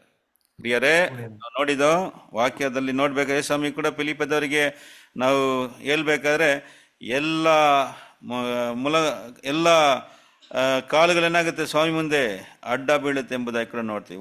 ವಾಕ್ಯ ಓದನ ಬನ್ನಿ. ಫಿಲಿಪ್ಯದವರಿಗೆ 2ನೇ ಅಧ್ಯಾಯದಲ್ಲಿ ಅಲ್ಲಿ ಕೆಲವು ವಾಕ್ಯಗಳು ನಾವು ಓದೋಣ. ಎಲ್ಲ ನಾಲಿಗೆಗಳು ಯೇಸುನ ಕರ್ತನು ಎಂದು ಏನು ಮಾಡುತ್ತೆ, ಅರಿಕೆ ಮಾಡುತ್ತೆ. ಬನ್ನಿ ಓದೋಣ ಬನ್ನಿ. ಅದು ಫಿಲಿಪ್ಯದವರಿಗೆ 2ನೇ ಅಧ್ಯಾಯದಲ್ಲಿ ವಾಕ್ಯ 10ರಿಂದ ಕೆಲವು ವಾಕ್ಯಗಳನ್ನ 10ರಿಂದ 12ವರೆಗೆ ಓದೋಣ. ಫಿಲಿಪ್ಯದವರಿಗೆ 2ನೇ ಅಧ್ಯಾಯ. ಆದುದರಿಂದ ಸ್ವರ್ಗ, ಮರ್ತ್ಯ, ಪಾತಾಳಗಳಲ್ಲಿರುವವರೆಲ್ಲರೂ ಯೇಸುವಿನ ಹೆಸರಿನಲ್ಲಿ ಅಡ್ಡಬಿದ್ದು ಯೇಸು ಕ್ರಿಸ್ತನನ್ನು ಒಡೆಯನೆಂದು ಪ್ರತಿಜ್ಞೆ ಮಾಡಿ ತಂದೆಯಾದ ದೇವರಿಗೆ ಘನವನ್ನು ಸಲ್ಲಿಸುವರು. ನೋಡಿದ್ರೆ ಪ್ರೀತಿಯ ಸರಸರೇ, ಏನ್ ಹೇಳ್ತದೆ ಅಂದ್ರೆ ಯೇಸು ಕ್ರಿಸ್ತನನ್ನು ಏನ್ ಮಾಡ್ತಾರೆ? ಯೇಸು ಕ್ರಿಸ್ತನು ಈ ಲೋಕವನ್ನು 1000 ವರ್ಷ ಆಳ್ವಿಕೆ ಮಾಡಬೇಕಾದ್ರೆ ಎಲ್ಲಾ ಜನಾಂಗಗಳು ಏನಾಗ್ತಾರೆ, ಅವ್ರ ಮುಂದೆ ಅಡ್ಡ ಬೀಳ್ತಾರೆ. ಯೇಸು ಸ್ವಾಮಿನ ಎಲ್ಲ ನಾಲಿಗೆಗಳು ಏನು ಮಾಡುತ್ತೆ, ಅವ್ರನ್ನ ಕರ್ತನೆಂದು ಅರಿಕೆ ಮಾಡುತ್ತದೆ ಎಂಬುದಾಗಿ ಕೂಡ ನಾವು ಇಲ್ಲಿ ನೋಡ್ತೀವಿ.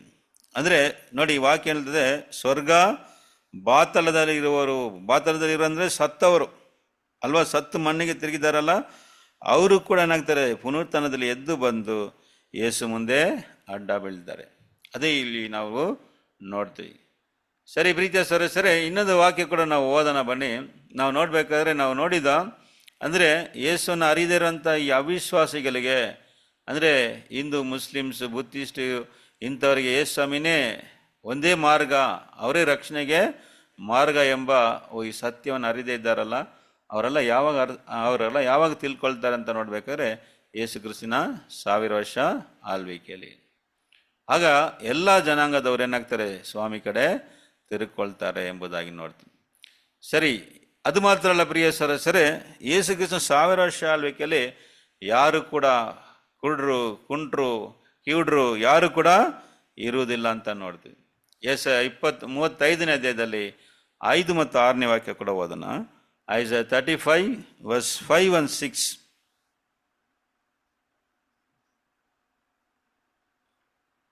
ಐಸಾಯ 35 verse 5 and 6 ಓದಿ ಬ್ರದರ್. ಆಗ ಕುರುಡರ ಕಣ್ಣು ಕಾಣುವುದು, ಕಿವುಡರ ಕಿವಿ ಕೇಳುವುದು, ಕುಂಟನು ಜಿಂಕೆಯಂತೆ ಆರುವನು, ಮೂಕನ ನಾಲಿಗೆಯು ಹರ್ಷಧ್ವನಿಗೈಯುವುದು, ಅರಣ್ಯದ ವರ್ತೆಗಳು ಒಡೆಯುವವು, ಒಣನೆಲದಲ್ಲಿ ನದಿಗಳು ಹುಟ್ಟಿ ಹರಿಯುವವು. ಹೇಳೋಣ ಸಾಕು ಬದ. ನೋಡಿ 35ನೇ ಅಧ್ಯಾಯದಲ್ಲಿ 5ನೇ ವಾಕ್ಯ ನೋಡೋದಾದ್ರೆ, ಆಗ ಕುರುಡರ ಕಣ್ಣು ಏನಾಗುತ್ತೆ, ಕಾಣುವುದು. ನಾವು ನೋಡಿದಲ್ಲ ಪ್ರಾರಂಭದಲ್ಲಿ 2 ಕೊರಿಂಥ್ಯ 4:4 ಈ ವಾಕ್ಯ ಏನ್ ಹೇಳ್ತದೆ ಅಂದ್ರೆ, ಕ್ರಿಸ್ತನ ಈ ಒಂದು ಪ್ರಭಾವದ ಈ ಒಂದು ಸ್ವಾರ್ಥನ ಈ ಅವಿಶ್ವಾಸಿಗಳು ಕಾಣದಂತೆ ಈ ಪ್ರಪಂಚದ ದೇವರು ಏನ್ ಮಾಡಿದಾನೆ, ಅವರ ಕಣ್ಣುಗಳನ್ನ ಮಂಕು ಮಾಡಿದಾನಲ್ಲ, ಅದನ್ನ ಆ ಕಣ್ಣುಗಳನ್ನ ಏನ್ ಮಾಡ್ತಾರೆ, ತೆರೀತಾರೆ. ಕಿವುಡರ ಕಿವಿ ಏನಾಗುತ್ತೆ ಅಂದ್ರೆ ಕೇಳುತ್ತೆ. ಪ್ರಿಯ ಸರಸರೇ, ಈ ಲಿಟ್ರಲ್ ಆಗಿ ಮಾತ್ರ ಅಲ್ಲ, ಈ ಮಾಂಸಿಕವಾದ ಕಣ್ಣು ಕಿವಿಗಳು ಮಾತ್ರ ಅಲ್ಲ, ಆತ್ಮಿಕ ಕಣ್ಣುಗಳು, ಆತ್ಮಿಕ ಕಿವಿಗಳು ಕೂಡ ಏನಾಗುತ್ತೆ, ತೆರೆಯಲ್ಪಡ್ತದೆ. ದೇವರ ವಾಕ್ಯವನ್ನು ಕೇಳೋದಕ್ಕೆ ಈಗ ಮನುಷ್ಯರಿಗೇನಿಲ್ಲ, ಕಿವಿಗಳಿಲ್ವಲ್ಲ ಅಲ್ವಾ. ನಾವು ಎಷ್ಟೋ ಹೇಳ್ತೀವಿ ದೇವರ ಬಗ್ಗೆ, ಆದರೆ ಕೇಳ್ತಾರಂತ ನೋಡೋದಾದ್ರೆ ಕೇಳೋರು ಕಡಿಮೆ ಇದ್ದಾರೆ. ಆದರೆ 1000 ವರ್ಷ ಆಳ್ವಿಕೆಯಲ್ಲಿ ಎಲ್ಲರ ಕಿವಿಗಳನ್ನ ಏನ್ ಮಾಡ್ತಾರೆ, ಸ್ವಾಮಿ ತೆರೀತಾರೆ ಅಂತ ನೋಡ್ತೀವಿ. ಕುಂಟನು ಜಿಂಕೆ ಅಂತ ಏನ್ ಮಾಡ್ತಾನೆ, ಹಾರುವನಂತ ಕೂಡ ನಾವು ನೋಡ್ತೀವಿ. ಸೊ 1000 ವರ್ಷ ಆಳ್ವಿಕೆಯಲ್ಲಿ ಈ ಭೂಮಿಯಲ್ಲಿ ಈ ರೀತಿಯಾದಂಥ ಯಾವ ಒಂದು ಕೊರತೆಗಳು ಇರೋದಿಲ್ಲ. ಸತ್ತವರೆಲ್ಲರೂ ಎದ್ದು ಬರ್ತಾರೆ, ಕುಡ್ರಿಲ್ಲ, ಕುಂಟ್ರಿಲ್ಲ, ಕಿವುಡ್ರಿಲ್ಲ, ಎಲ್ಲರನ್ನ ಸ್ವಾಮಿ ಏನು ಮಾಡ್ತಾರೆ, ವಾಸಿ ಮಾಡ್ತಾರಂತ ನಾವು ನೋಡ್ತೀವಿ. ಸರಿ ಪ್ರಿಯ ಸರಸರೇ, ನಾವು ನೋಡುವಾಗ ಅದು ಮಾತ್ರ ಅಲ್ಲ, ಇನ್ನೂ ಕೆಲವು ವಾಕ್ಯಗಳನ್ನ ನಾವು ಓದೋದಾದರೆ ಯೆಶಾಯ 2ನೇ ಅಧ್ಯಾಯದಲ್ಲಿ 2ರಿಂದ 4 ವಾಕ್ಯಗಳನ್ನ ಕೂಡ ನಾವು ಓದೋಣ. ನೋಡಿ, ಎಲ್ಲ ಜನಾಂಗದವರು ಸ್ವಾಮಿ ಕಡೆ ಏನಾಗ್ತಾರೆ, ಓಡ್ ಬರ್ತಾರೆ ಎಂಬುದಾಗಿ ಕೂಡ ಈ ವಾಕ್ಯಗಳು ಹೇಳ್ತದೆ. ಅಂತ್ಯಕಾಲದಲ್ಲಿ ಅಂತ್ಯಕಾಲದಲ್ಲಿ ಯೆಹೋವನ ಮಂದಿರದ ಬೆಟ್ಟವು ಗುಡ್ಡ ಬೆಟ್ಟಗಳಿಗಿಂತ ಉನ್ನತೋನ್ನತವಾಗಿ ಬೆಳೆದು ನೆಲೆಗೊಳ್ಳುವುದು. ಆಗ ಸಕಲ ದೇಶಗಳವರು ಆತನ ಕಡೆಗೆ ಪ್ರವಾಹಗಳಂತೆ ಬರುವರು. ಹೊರಟು ಬಂದ ಬಹು ಜನಾಂಗದವರು ಬನ್ನಿರಿ, ಯೆಹೋವನ ಪರ್ವತಕ್ಕೆ ಯಾಕೋಬ್ಯರ ದೇವರ ಮಂದಿರಕ್ಕೆ ಹೋಗೋಣ. ಹ್ಮ್ ಆತನು ತನ್ನ ಮಾರ್ಗಗಳ ವಿಷಯವಾಗಿ ನಮಗೆ ಬೋಧನೆ ಮಾಡುವನು. ಹ್ಮ್ ನಾವು ಆತನ ದಾರಿಗಳಲ್ಲಿ ನಡೆಯುವೆವು ಎಂದು ಹೇಳುವರು. ಹೌದಾ? ಏಕೆಂದರೆ ಚಿಯೋನಿನಿಂದ ಧರ್ಮೋಪದೇಶವು, ಯೆರೂಸಲೇಮಿನಿಂದ ಯೆಹೋವನ ವಾಕ್ಯವು ಹೊರಡುವವು. ಸಾಕು ಬತ್ತೆ. ನೋಡಿ ಪ್ರೀತಿಯ ಸದಸ್ಯರೇ, ಇಲ್ಲಿ ಕೂಡ ನಾವು ನೋಡೋದಾದ್ರೆ 2ನೇ ವಾಕ್ಯದಿಂದ, ಅಂತ್ಯ ಕಾಲದಲ್ಲಿ ಏನಾಗುತ್ತಂದ್ರೆ ಯೆಹೋವನ ಮಂದಿರದ ಬೆಟ್ಟವು ಗುಟ್ಟ ಬೆಟ್ಟಗಳಿಂದ ಏನಾಗುತ್ತೆ, ಉನ್ನತವಾಗಿ ಬೆಳೆದು ನೆಲೆಗೊಳ್ಳುವುದು. ಆಗ ಸಕಲ ದೇಶದವ್ರು ಏನಾಗ್ತಾರೆ ಅಂದ್ರೆ ಅದರ ಕಡೆಗೆ ಪ್ರವಾಹವಂತೆ ಏನ್ ಮಾಡ್ತಾರೆ, ಬರ್ತಾರೆ. ಅಂದ್ರೆ ಪ್ರವಾಹ ಅಂದ್ರೆ ಪ್ರಿಯ ಸದಸ್ಯರೇ, ಎಲ್ಲರೂ ಹೆಂಗ ಫ್ಲಡ್ ತರ ಎಲ್ಲ ಜನಾಂಗದವ್ರು ಏನಾಗ್ತಾರೆ, all nation flow unto it. ಅಂದ್ರೆ ಪ್ರಿಯರೇ, ನಾನು ನಿಮ್ಮ ಪ್ರಾರಂಭದಲ್ಲ ಅಂದ್ರೆ ಎಲ್ಲಾ ದೇಶದವರು, ಭಾರತ ದೇಶ, ಚೈನಾ, ರಷ್ಯಾ, ಅಮೇರಿಕಾ, ಎಲ್ಲ ಯುರೋಪ್ ದೇಶದವರು ಎಲ್ಲರೂ ಕೂಡ ಯಾರ ಕಡೆ ತಿರ್ಕೊಳ್ತಾರೆ ಅಂದ್ರೆ ದೇವರ ಕಡೆ ತಿರ್ಕೊಳ್ತಾರೆ. 3ನೇ ವಾಕ್ಯ ಕೂಡ ನೋಡ್ಬೇಕಾದ್ರೆ ಏನ್ ಹೇಳ್ತು, ಅವ್ರು ಏನ್ ಹೇಳ್ತಾರೆ ಅಂದ್ರೆ, ಹೊರಟು ಬಂದು ಬಹು ಜನಾಂಗದವರು ಬನ್ನಿರಿ, ಯೆಹೋವನ ಪರ್ವತಕ್ಕೆ ಯಾಕೋಬರ ದೇವರ ಮಂದಿರಕ್ಕೆ ಹೋಗೋಣ. ಆತನು ತನ್ನ ಮಾರ್ಗಗಳ ವಿಷಯವಾಗಿ ನಮಗೆ ಬೋಧನೆ ಮಾಡುವನು. ಏನು ಮಾರ್ಗ ಅಂದ್ರೆ ನಮ್ಗೆ ಗೊತ್ತಲ್ಲ, ಯೇಸುವೆ ಒಂದೇ ಮಾರ್ಗ, ಒನ್ಲಿ ವೇ. ಏನಕ್ಕೆ? ರಕ್ಷಣೆಗೆ. ಆದಾಮಿಂದ ಬಂದಂತ ಈ ಶಾಪದಿಂದ ಒಬ್ಬ ಮನುಷ್ಯನು ಬಿಡುಗಡೆ ಆಗ್ಬೇಕಂದ್ರೆ ಅವನು ಯೇಸುವಿನ ಬಳಿಗೆ ಏನಾಗಬೇಕು, ಬರಬೇಕು. ಈ ಒಂದು ಸ್ವಾರ್ಥವನ್ನ ಸೈತಾನನ ಏನ್ ಮಾಡಿದ್ದಾನೆ, ಮಂಕು ಮಾಡಿದ್ದಾನೆ. ಏನ್ ಸ್ವಾರ್ಥ? ಯೇಸು ಕ್ರಿಸ್ತನ ಮೂಲಕ ಎಲ್ಲರಿಗೇನಿದೆ, ರಕ್ಷಣೆ ಯೋಜನೆ ಇದೆ. ಇದನ್ನೇ ಜನರು ತಿಳಿದಂತೆ ಏನ್ ಮಾಡಿದ್ದಾನೆ, ಮಂಕು ಮಾಡಿದಾನಲ್ಲ. ಆ ವಾಕ್ಯ ಇನ್ನೊಂದ್ಸರಿ ಹೋದ್ರೆ 2ನೇ ಕೊರಿಂಥದವರಿಗೆ 2:4 ಓದೋಣ. 2 Corinthians 4th chapter 4th verse. 2ನೇ ಕೊರಿಂಥದವರಿಗೆ 4:4 ಓದ್ರಿ. ಇವರಲ್ಲಿ ದೇವರ ಪ್ರತಿರೂಪವಾಗಿರುವ ಕ್ರಿಸ್ತನ ಪ್ರಭಾವವನ್ನು ತೋರಿಸುವ ಸುವಾರ್ತೆಯ ಪ್ರಕಾಶವು ಉದಯವಾಗಬಾರದೆಂದು ಈ ಪ್ರಪಂಚದ ದೇವರು ನಂಬಿಕೆಯಿಲ್ಲದವರ ಮನಸ್ಸನ್ನು ಮಂಕು ಮಾಡಿದನು.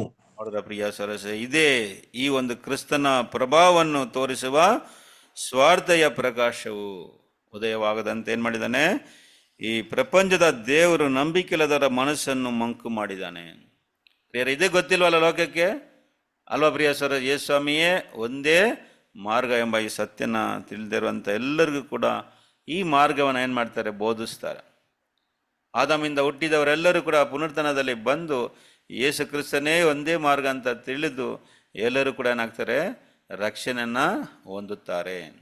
ಅದೇ ನಾವು ಪ್ರಾರಂಭದಲ್ಲಿ ಓದಿದ ವಾಕ್ಯ ನಾವು ಇನ್ನೊಂದ್ಸರಿ ಓದ್ರಿ, ಎಲ್ಲರಿಗೂ ರಕ್ಷಣೆ ಯೋಜನೆ ಇದೆ ಪ್ರಿಯರೇ. ಒನ್ಲಿ ಕ್ರೈಸ್ತರಿಗೆ ಮಾತ್ರ ಅಲ್ಲ, ಲೋಕದಲ್ಲಿ ಇದ್ದಂತ ಆದಾಮಿಂದ ಹುಟ್ಟು ಬಂದಂತ ಎಲ್ಲ ಜನರಿಗೆ ರಕ್ಷಣೆಯ ಒಂದು ಯೋಜನೆ ದೇವರು ಮಾಡಿದ್ದಾರೆ ಅಂತ ನಾವು ಈ ವಾಕ್ಯದಲ್ಲಿ ನೋಡ್ತೀವಿ. 1ನೇ ತಿಮೋಥಿ 2:4 ಓದೋಣ. 1 Timothy 2nd chapter verse 4. ಇನ್ನೊಂದ್ಸರಿ ಓದ್ರಿ. ಎಲ್ಲಾ ಮನುಷ್ಯರು ರಕ್ಷಣೆಯನ್ನು ಹೊಂದಿ ಸತ್ಯದ ಜ್ಞಾನಕ್ಕೆ ಸೇರಬೇಕೆಂದು ಆತನ ಚಿತ್ತವಾಗಿದೆ. ಹೌದಾ ಪ್ರಿಯ ಸರಸರೇ? ಎಲ್ಲರಿಗೂ ಏನಾಗಿದೆ, ಎಲ್ಲರಿಗೂ ರಕ್ಷಣೆ ಅಂದ್ರೆ ಎಲ್ಲರಿಗೂ ಪುನರ್ತನ, ಎಲ್ಲರೂ ಪುನರ್ತನಕ್ಕೆ ಬರ್ತಾರೆ. ಏನು, ಯಾಕೆ ಬರ್ತಾರೆ ಅಂತ ನೋಡ್ಬೇಕಾದ್ರೆ ಅಂದ್ರೆ ರಕ್ಷಣೆ ಏನ್ ಮಾಡ್ಬೇಕಲ್ಲ, ಸತ್ಯದ ಜ್ಞಾನಕ್ಕೆ ಸೇರಬೇಕು ಎಂಬುದಕ್ಕಾಗಿ ಎಲ್ಲರನ್ನ ಪುನರ್ತನ ಮಾಡ್ತಾರೆ. ಏನ್ ಸತ್ಯ? 5ನೇ ವಾಕ್ಯ ಹೋದ್ರೆ ಇದೇ ಸತ್ಯ. ಈ ಸತ್ಯವನ್ನೇ ಈ ಲೋಕ ಅರಿದೇ ಇದೆ ಅಂತ ನೋಡ್ತೀವಿ. 2:5 2ನೇ ಅಧ್ಯಾಯದಲ್ಲಿ 5ನೇ ವಾಕ್ಯ ಕೂಡ ಹೋದ್ರಿ. 5:6. ಏಕೆಂದರೆ ದೇವರು ಒಬ್ಬನೇ, ದೇವರಿಗೂ ಮನುಷ್ಯರಿಗೂ ಮಧ್ಯಸ್ಥನು ಒಬ್ಬನೇ, ಆತನು ಮನುಷ್ಯನಾಗಿರುವ ಕ್ರಿಸ್ತ ಯೇಸುವೆ. ನೋಡ್ರ ಪ್ರಿಯ ಸರಸರೇ, ದೇವರು ಒಬ್ಬನೇ. ಈ ಸತ್ಯವನ್ನ ಈ ಲೋಕ ಅರಿದಿದೆ. ಅದು ಮಾತ್ರ ಅಲ್ಲ, ದೇವರಿಗೂ ಮನುಷ್ಯರಿಗೂ ಮಧ್ಯಸ್ಥನು ಕೂಡ ಒಬ್ಬನೇ. ಆತನು ಯಾರು? ಕ್ರಿಸ್ತ ಯೇಸುವೆ, ಮನುಷ್ಯನಾಗಿರುವಂತ ಕ್ರಿಸ್ತ ಯೇಸುವೆ. ಆತನ ಏನ್ ಮಾಡಿದಾರಂದ್ರೆ ಎಲ್ಲರಿಗೋಸ್ಕರ ತನ್ನನ್ನೇ ವಿಮೋಚನಕ್ರಯವಾಗಿ ಏನ್ ಮಾಡಿದಾರೆ, ಒಪ್ಪಿಸಿದ್ದಾರೆ. ಈ ಸತ್ಯ ಎಂಬ ಮಾರ್ಗವನ್ನ ಎಲ್ಲರಿಗೂ ಬೋಧಿಸ್ತಾರೆ ಪ್ರಿಯರೇ. ಅದು ಮಾತ್ರ ಅಲ್ಲ, ಕ್ರಿಸ್ತನ 1000 ವರ್ಷ ಆಳ್ವಿಕೆಯಲ್ಲಿ ಮೃಗಗಳು ಯಾವ ರೀತಿಯಾಗಿ ಇರ್ತದೆ ಎಂಬುದಾಗಿ ಕೂಡ ನಾವು ವಾಕ್ಯದಲ್ಲಿ ನೋಡೋದಾದ್ರೆ ಯೆಶಾಯ 11ನೇ ಅಧ್ಯಾಯದಲ್ಲಿ 6ರಿಂದ ಕೆಲವು ವಾಕ್ಯಗಳನ್ನ ನಾವು ಓದೋಣ. ಯೆಶಾಯ 11th chapter verse 6 onwards. ಯೆಶಯ 11ನೇ ಅಧ್ಯಾಯ 6ನೇ ವಾಕ್ಯದಿಂದ ಕೆಲವು ವಾಕ್ಯಗಳನ್ನ ಓದೋಣ. ತೋಳವು ಕುರಿಯ ಸಂಗಡ ವಾಸಿಸುವುದು, ಚಿರತೆಯು ಮೇಕೆಯೊಂದಿಗೆ ಮಲಗುವುದು, ಕರುವು ಪ್ರಾಯದ ಸಿಂಹವು ಪುಷ್ಟ ಪಶು ಒಟ್ಟಿಗಿರುವವು, ಇವುಗಳನ್ನು ಚಿಕ್ಕ ಮಗುವು ನಡೆಸುವುದು, ಪ್ರಿಯ ಹಸುವು ಕರಡಿಯ ಸಂಗಡ ಮೇಯುವು. ನೋಡ್ರಿ, ಇಲ್ಲಿ ನೋಡ್ಬೇಕಾದ್ರೆ ತೋಲ, ಕುರಿ ಮತ್ತು ಏನು ಸಿಂಹವು ಎಲ್ಲವೂ ಕೂಡ ಏನಾಗ್ತದೆ, ಎಲ್ಲವೂ ಕೂಡ ಒಂದಾಗಿ ಇರುತ್ತದೆ. ಪ್ರಿಯರೇ, ಇದೇ ರೀತಿಯಾಗಿ ನಾವು ನೋಡ್ಬೇಕಾದ್ರೆ ಏದೆನ್ ತೋಟದಲ್ಲಿ ಹೀಗೆ ಇತ್ತು. ಎಲ್ಲ ಪ್ರಾಣಿಗಳು ಒಂದಾಗಿತ್ತು, ಯಾವುದು ಕೂಡ ಬೇರೆಯವ್ರನ್ನ ಹಾನಿ ಮಾಡ್ತಾ ಇಲ್ಲ. ಅದೇ ರೀತಿಯಾಗಿ ಲೋಕ ಏನಾಗತ್ತೆ ಅಂತ ನೋಡ್ಬೇಕಾದ್ರೆ ಯೇಸು ಮೂಲಕ ಈ ಭೂಮಿ ಒಂದು ಏದೆನ್ ತೋಟವಾಗಿ ಮಾರ್ಪಡುತ್ತದೆ. ಮತ್ತೆ ನೆಕ್ಸ್ಟ್ ವರ್ಸ್ ಓದೋಣ ಬದಿ, 7th ವರ್ಸ್, 7ನೇ ವಾಕ್ಯ. ಹಸುವು ಕರಡಿಯ ಸಂಗಡ ಮೇಯುವುದು, ಅವುಗಳ ಮರಿಗಳು ಜೊತೆಯಾಗಿ ಮಲಗುವವು, ಸಿಂಹವು ಎತ್ತಿನಂತೆ ಹುಲ್ಲು ತಿನ್ನುವುದು, ನೋಡಿದ್ರ, ಮೊಲೆಕೂಸು ನಾಗರ ಹುತ್ತದ ಮೇಲೆ ಆಡುವುದು. ಹೌದು ಪ್ರೀತಿಯ ಸರಸರೇ, ನೋಡುವಾಗಾದ್ರೆ ಸಿಂಹವು ಏನ ಮಾಡುತ್ತೆ ಅಂದ್ರೆ, ಸಿಂಹವು ಎತ್ತಿನಂತೆ ಹುಲ್ಲು ತಿನ್ನುತ್ತದೆ. ನೋಡಿ ಪ್ರಿಯ ಸರಸರೇ, ಇದೇ ರೀತಿಯಾಗಿ ನಾವು ನೋಡಿದರೆ ಕ್ರಿಸ್ತನ 1000 ವರ್ಷ ಆಳ್ವಿಕೆಯಲ್ಲಿ ಈ ಲೋಕವು ಒಂದು ಏದೆನ್ ತೋಟ ತರ ಮಾರುತ್ತೆ. ಎಲ್ಲ ಪ್ರಾಣಿಗಳು ಒಂದಕ್ಕೆ ಒಂದು ಏನ್ ಮಾಡಲ್ಲ, ಹಾನಿ ಮಾಡಲ್ಲ. ಸಿಂಹವು ಕೂಡ ಏನ್ ಮಾಡುತ್ತೆ, ಹಸು ಅಂತೆ ಹುಲ್ಲು ತಿನ್ನುತ್ತದೆ. ಅದು ಮಾತ್ರ ಅಲ್ಲ, ಹಾವುಗಳು ಕೂಡ ಏನ್ ಮಾಡುತ್ತೆ ಅಂತ ನೋಡ್ಬೇಕಾದ್ರೆ ನಾವು ನೋಡಿದಾಗ ಇಲ್ಲಿ ಮೊಲೆ, ಕೂಸು, ನಾಗರ, ಹಾವು ಮನೆ ಹೇಳ್ತಾರೆ. ಅದು 8ನೇ ವಾಕ್ಯ ಓದಬಹುದು, 8th ವರ್ಸ್, 8ನೇ ವಾಕ್ಯ. ಮೊಲೆ ಕೂಸು ನಾಗರ ಹುತ್ತದ ಮೇಲೆ ಆಡುವುದು, ಮೊಲೆ ಬಿಟ್ಟ ಮಗು ಹಾವಿನ ಬಿಲ್ಲದ ಮೇಲೆ ಕೈ ಹಾಕುವುದು. ಪ್ರೀತಿಯ ಸರಸರೇ, ಅಂದ್ರೆ ಹಾವು ಕೂಡ ಏನ್ ಮಾಡಲ್ಲ ಅಂತೆ, ಯಾವುದು ಯಾರಿಗೂ ಹಾನಿ ಮಾಡಲ್ಲ. 9ನೇ ವಾಕ್ಯವನ್ನು ಓದೋಣ, 9th ವರ್ಸ್ ಹೋದ್ರಿ, 9ನೇ ವಾಕ್ಯ. 9. ನನ್ನ ಪರಿಶುದ್ಧ ಪರ್ವತದಲ್ಲೆಲ್ಲ ಯಾರು ಕೇಡು ಮಾಡುವುದಿಲ್ಲ, ಯಾರು ಹಾಳು ಮಾಡುವುದಿಲ್ಲ. ಸಮುದ್ರದಲ್ಲಿ ನೀರು ಹೇಗೋ ಹಾಗೆಯೇ ಭೂಮಿಯಲ್ಲಿ ಯೆಹೋವನ ಜ್ಞಾನವು ತುಂಬಿಕೊಂಡಿರುವುದು.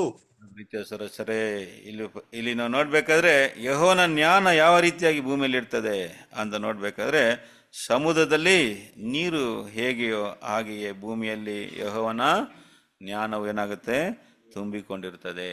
ಅಂದ್ರೆ ಯಾರು ಕೂಡ ಯಾರಿಗೂ ಬೋಧಿಸುವ ಅವಶ್ಯನೇ ಇರೋದಿಲ್ಲ ಪ್ರಿಯರೇ. ಎಲ್ಲರಿಗೂ ನಿಜವಾದ ದೇವರು ಯಾರು, ಒಬ್ಬನ ದೇವರು ಯಾರು ಮತ್ತು ಆ ಒಂದು ಮಧ್ಯಸ್ಥನು ಯಾರು ಅಂತ ಏನಾಗಿರ್ತಾರೆ, ಎಲ್ಲ ಜನರು ತಿಳಿದಿರ್ತಾರೆ. ಅಂದ್ರೆ ಎಲ್ಲರಿಗೂ ಕೂಡ ಮನ ತಿರ್ಗಕ್ಕೆ ಒಂದು ಅವಕಾಶವನ್ನು ದೇವರು ಏನ್ ಮಾಡ್ತಾರೆ, ಕೊಡ್ತಾರೆ. ಯಾರೆಲ್ಲ ಅವಕಾಶನ ಉಪಯೋಗಿಸ್ಕೊಂಡು ಮನ ತಿರುಗ್ತಾರೆ, ಅವರಿಗೆ ನಿತ್ಯ ಜೀವನ ಏನ್ ಮಾಡ್ತಾರೆ, ಕೊಡ್ತಾರೆ. ಯಾರೆಲ್ಲ ರಿಪೆಂಡ್ ಆಗಲ್ವ ಪ್ರಿಯರೇ, ಅವ್ರನ್ನ 1000 ವರ್ಷ ಅಂತ್ಯದಲ್ಲಿ ಸ್ವಾಮಿ ಏನ್ ಮಾಡ್ತಾರೆ, ಅವ್ರನ್ನ ನಾಶನ ಮಾಡ್ತಾರೆ. 7ನೇ ವಾಕ್ಯದಲ್ಲಿ ನೋಡ್ಬೇಕಾದ್ರೆ ಪ್ರಕಟಣೆ 27, ಸೈತಾನ ತಿರ್ಗಾ ಏನ್ ಮಾಡ್ತಾರೆ, ಬಿಡುಗಡೆ ಮಾಡ್ತಾರೆ. ತಿರ್ಗಾ ಸೈತಾನ ಜನರನ್ನ ಮೋಸ ಮಾಡೋಕ್ಕೆ ಬರ್ತಾನೆ. ಆಗ ದೇವರು ಸೈತಾನ ಮತ್ತು ಯಾರೆಲ್ಲ ಮನ ತಿರ್ಗಲ್ವೋ ಅಂಥವ್ರನ್ನೆಲ್ಲರ ಕೂಡ ಏನ್ ಮಾಡ್ತಾರೆ, ಅವ್ರನ್ನ ನಾಶನಕ್ಕೆ ಒಳಗೆ ಹಾಕಿ ಅವ್ರನ್ನ ಅಳಿಸ್ಬಿಡ್ತಾರೆ ಎಂಬುದಾಗಿ ನಾವು ವಾಕ್ಯದಲ್ಲಿ ನಾನು ನೋಡ್ತೀವಿ. ಆ ವಾಕ್ಯವನ್ನು ಓದ್ರಿ, ಪ್ರಕಟಣೆ 20 ವಾಕ್ಯ 7 ಮತ್ತು 8ನೇ ವಾಕ್ಯವನ್ನು ಓದೋಣ. ಆ 1000 ವರ್ಷಗಳು ತೀರಿದ ಮೇಲೆ ಸೈತಾನಿಗೆ ಸೆರೆಯಿಂದ ಬಿಡುಗಡೆಯಾಗುವುದು. ಅವನು ಹೊರಗೆ ಬಂದು ಭೂಮಿಯ 4 ದಿಕ್ಕುಗಳಲ್ಲಿರುವ ಗೋಗ್ ಮಾಗೋಗ್ ಎಂಬ ಜನಾಂಗಗಳನ್ನು ಮರಳುಗೊಳಿಸಿ ಅವರನ್ನು ಯುದ್ಧಕ್ಕೆ ಕೂಡಿಸುವನು. ಅವರ ಸಂಖ್ಯೆಯು ಸಮುದ್ರದ ಮರಳಿನಷ್ಟಿರುವುದು. ಆಮೇಲೆ 9ನೇ ವಾಕ್ಯ. ಅವರು ದೇಶದಲ್ಲೆಲ್ಲ ಹರಡಿಕೊಂಡು ದೇವಜನರ ದಂಡೆಗೂ ನಮ್ಮ ಪ್ರಿಯ ಪಟ್ಟಣಕ್ಕೂ ಮುತ್ತಿಗೆ ಹಾಕಿದರು. ಆಗ ಪರಲೋಕದಿಂದ ಬೆಂಕಿ ಇಳಿದು ಬಂದು ಅವರನ್ನು ದಹಿಸಿ ಬಿಟ್ಟಿತು. ಇದಲ್ಲದೆ ಅವರನ್ನು ಮರಳುಗೊಳಿಸಿದ ಸೈತಾನು ಬೆಂಕಿ ಗಂಧಕಗಳಿರುವ ಕೆರೆಯಲ್ಲಿ ದೊಬ್ಬಲ್ಪಟ್ಟನು. ಹೌದು ಪ್ರೀತಿಯ ಸದಸ್ಯರೇ, ಅದರ ಅಂತ್ಯದಲ್ಲಿ 1000 ವರ್ಷ ಅಂತ್ಯದಲ್ಲಿ ಎಲ್ಲರನ್ನ ಏನ್ ಮಾಡ್ತಾರೆ, ಒಂದು ಲಾಸ್ಟ್ ಟೆಸ್ಟ್ಗೆ ಒಳಪಡಿಸ್ತಾರೆ.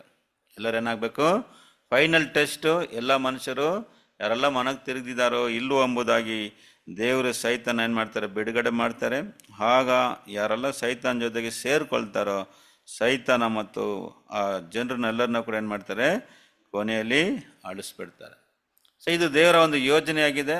ಸೊ ಇದನ್ನೇ ನಾವು ಮೊದಲನೇ ಈ ಪಾಠದಲ್ಲಿ ನೋಡ್ಬೇಕಾದ್ರೆ, ವಿಮೋಚನಾ ಕ್ರಿಯೆ ಎಂಬ ಪಾಠದಲ್ಲಿ ಆದಾಮ್ ಸಂಬಂಧದಿಂದ ಎಲ್ಲರಿಗೇನಾಯಿತು, ಮರಣ ಬಂತು. ಯೇಸು ಕ್ರಿಸ್ತನ ಮೂಲಕ, ಅಂದರೆ ಯೇಸು ಕ್ರಿಸ್ತನ ಆದಾಮ್ಗಾಗಿ ತನ್ನನ್ನೇ ವಿಮೋಚನಾ ಕ್ರಿಯೆ ಕೊಟ್ಟದ್ರಿಂದ ಎಲ್ಲರಿಗೇನಾಗುತ್ತೆ, ಪುನರುತ್ಥಾನದಲ್ಲಿ ಎಲ್ಲರೂ ಮನುಷ್ಯರೆಲ್ಲರೂ ಬರ್ತಾರೆ. ಆಗ ಯೇಸು ಸ್ವಾಮಿ ಆ 1000 ವರ್ಷ ಆಳ್ವಿಕೆ ಮಾಡ್ತಾರೆ.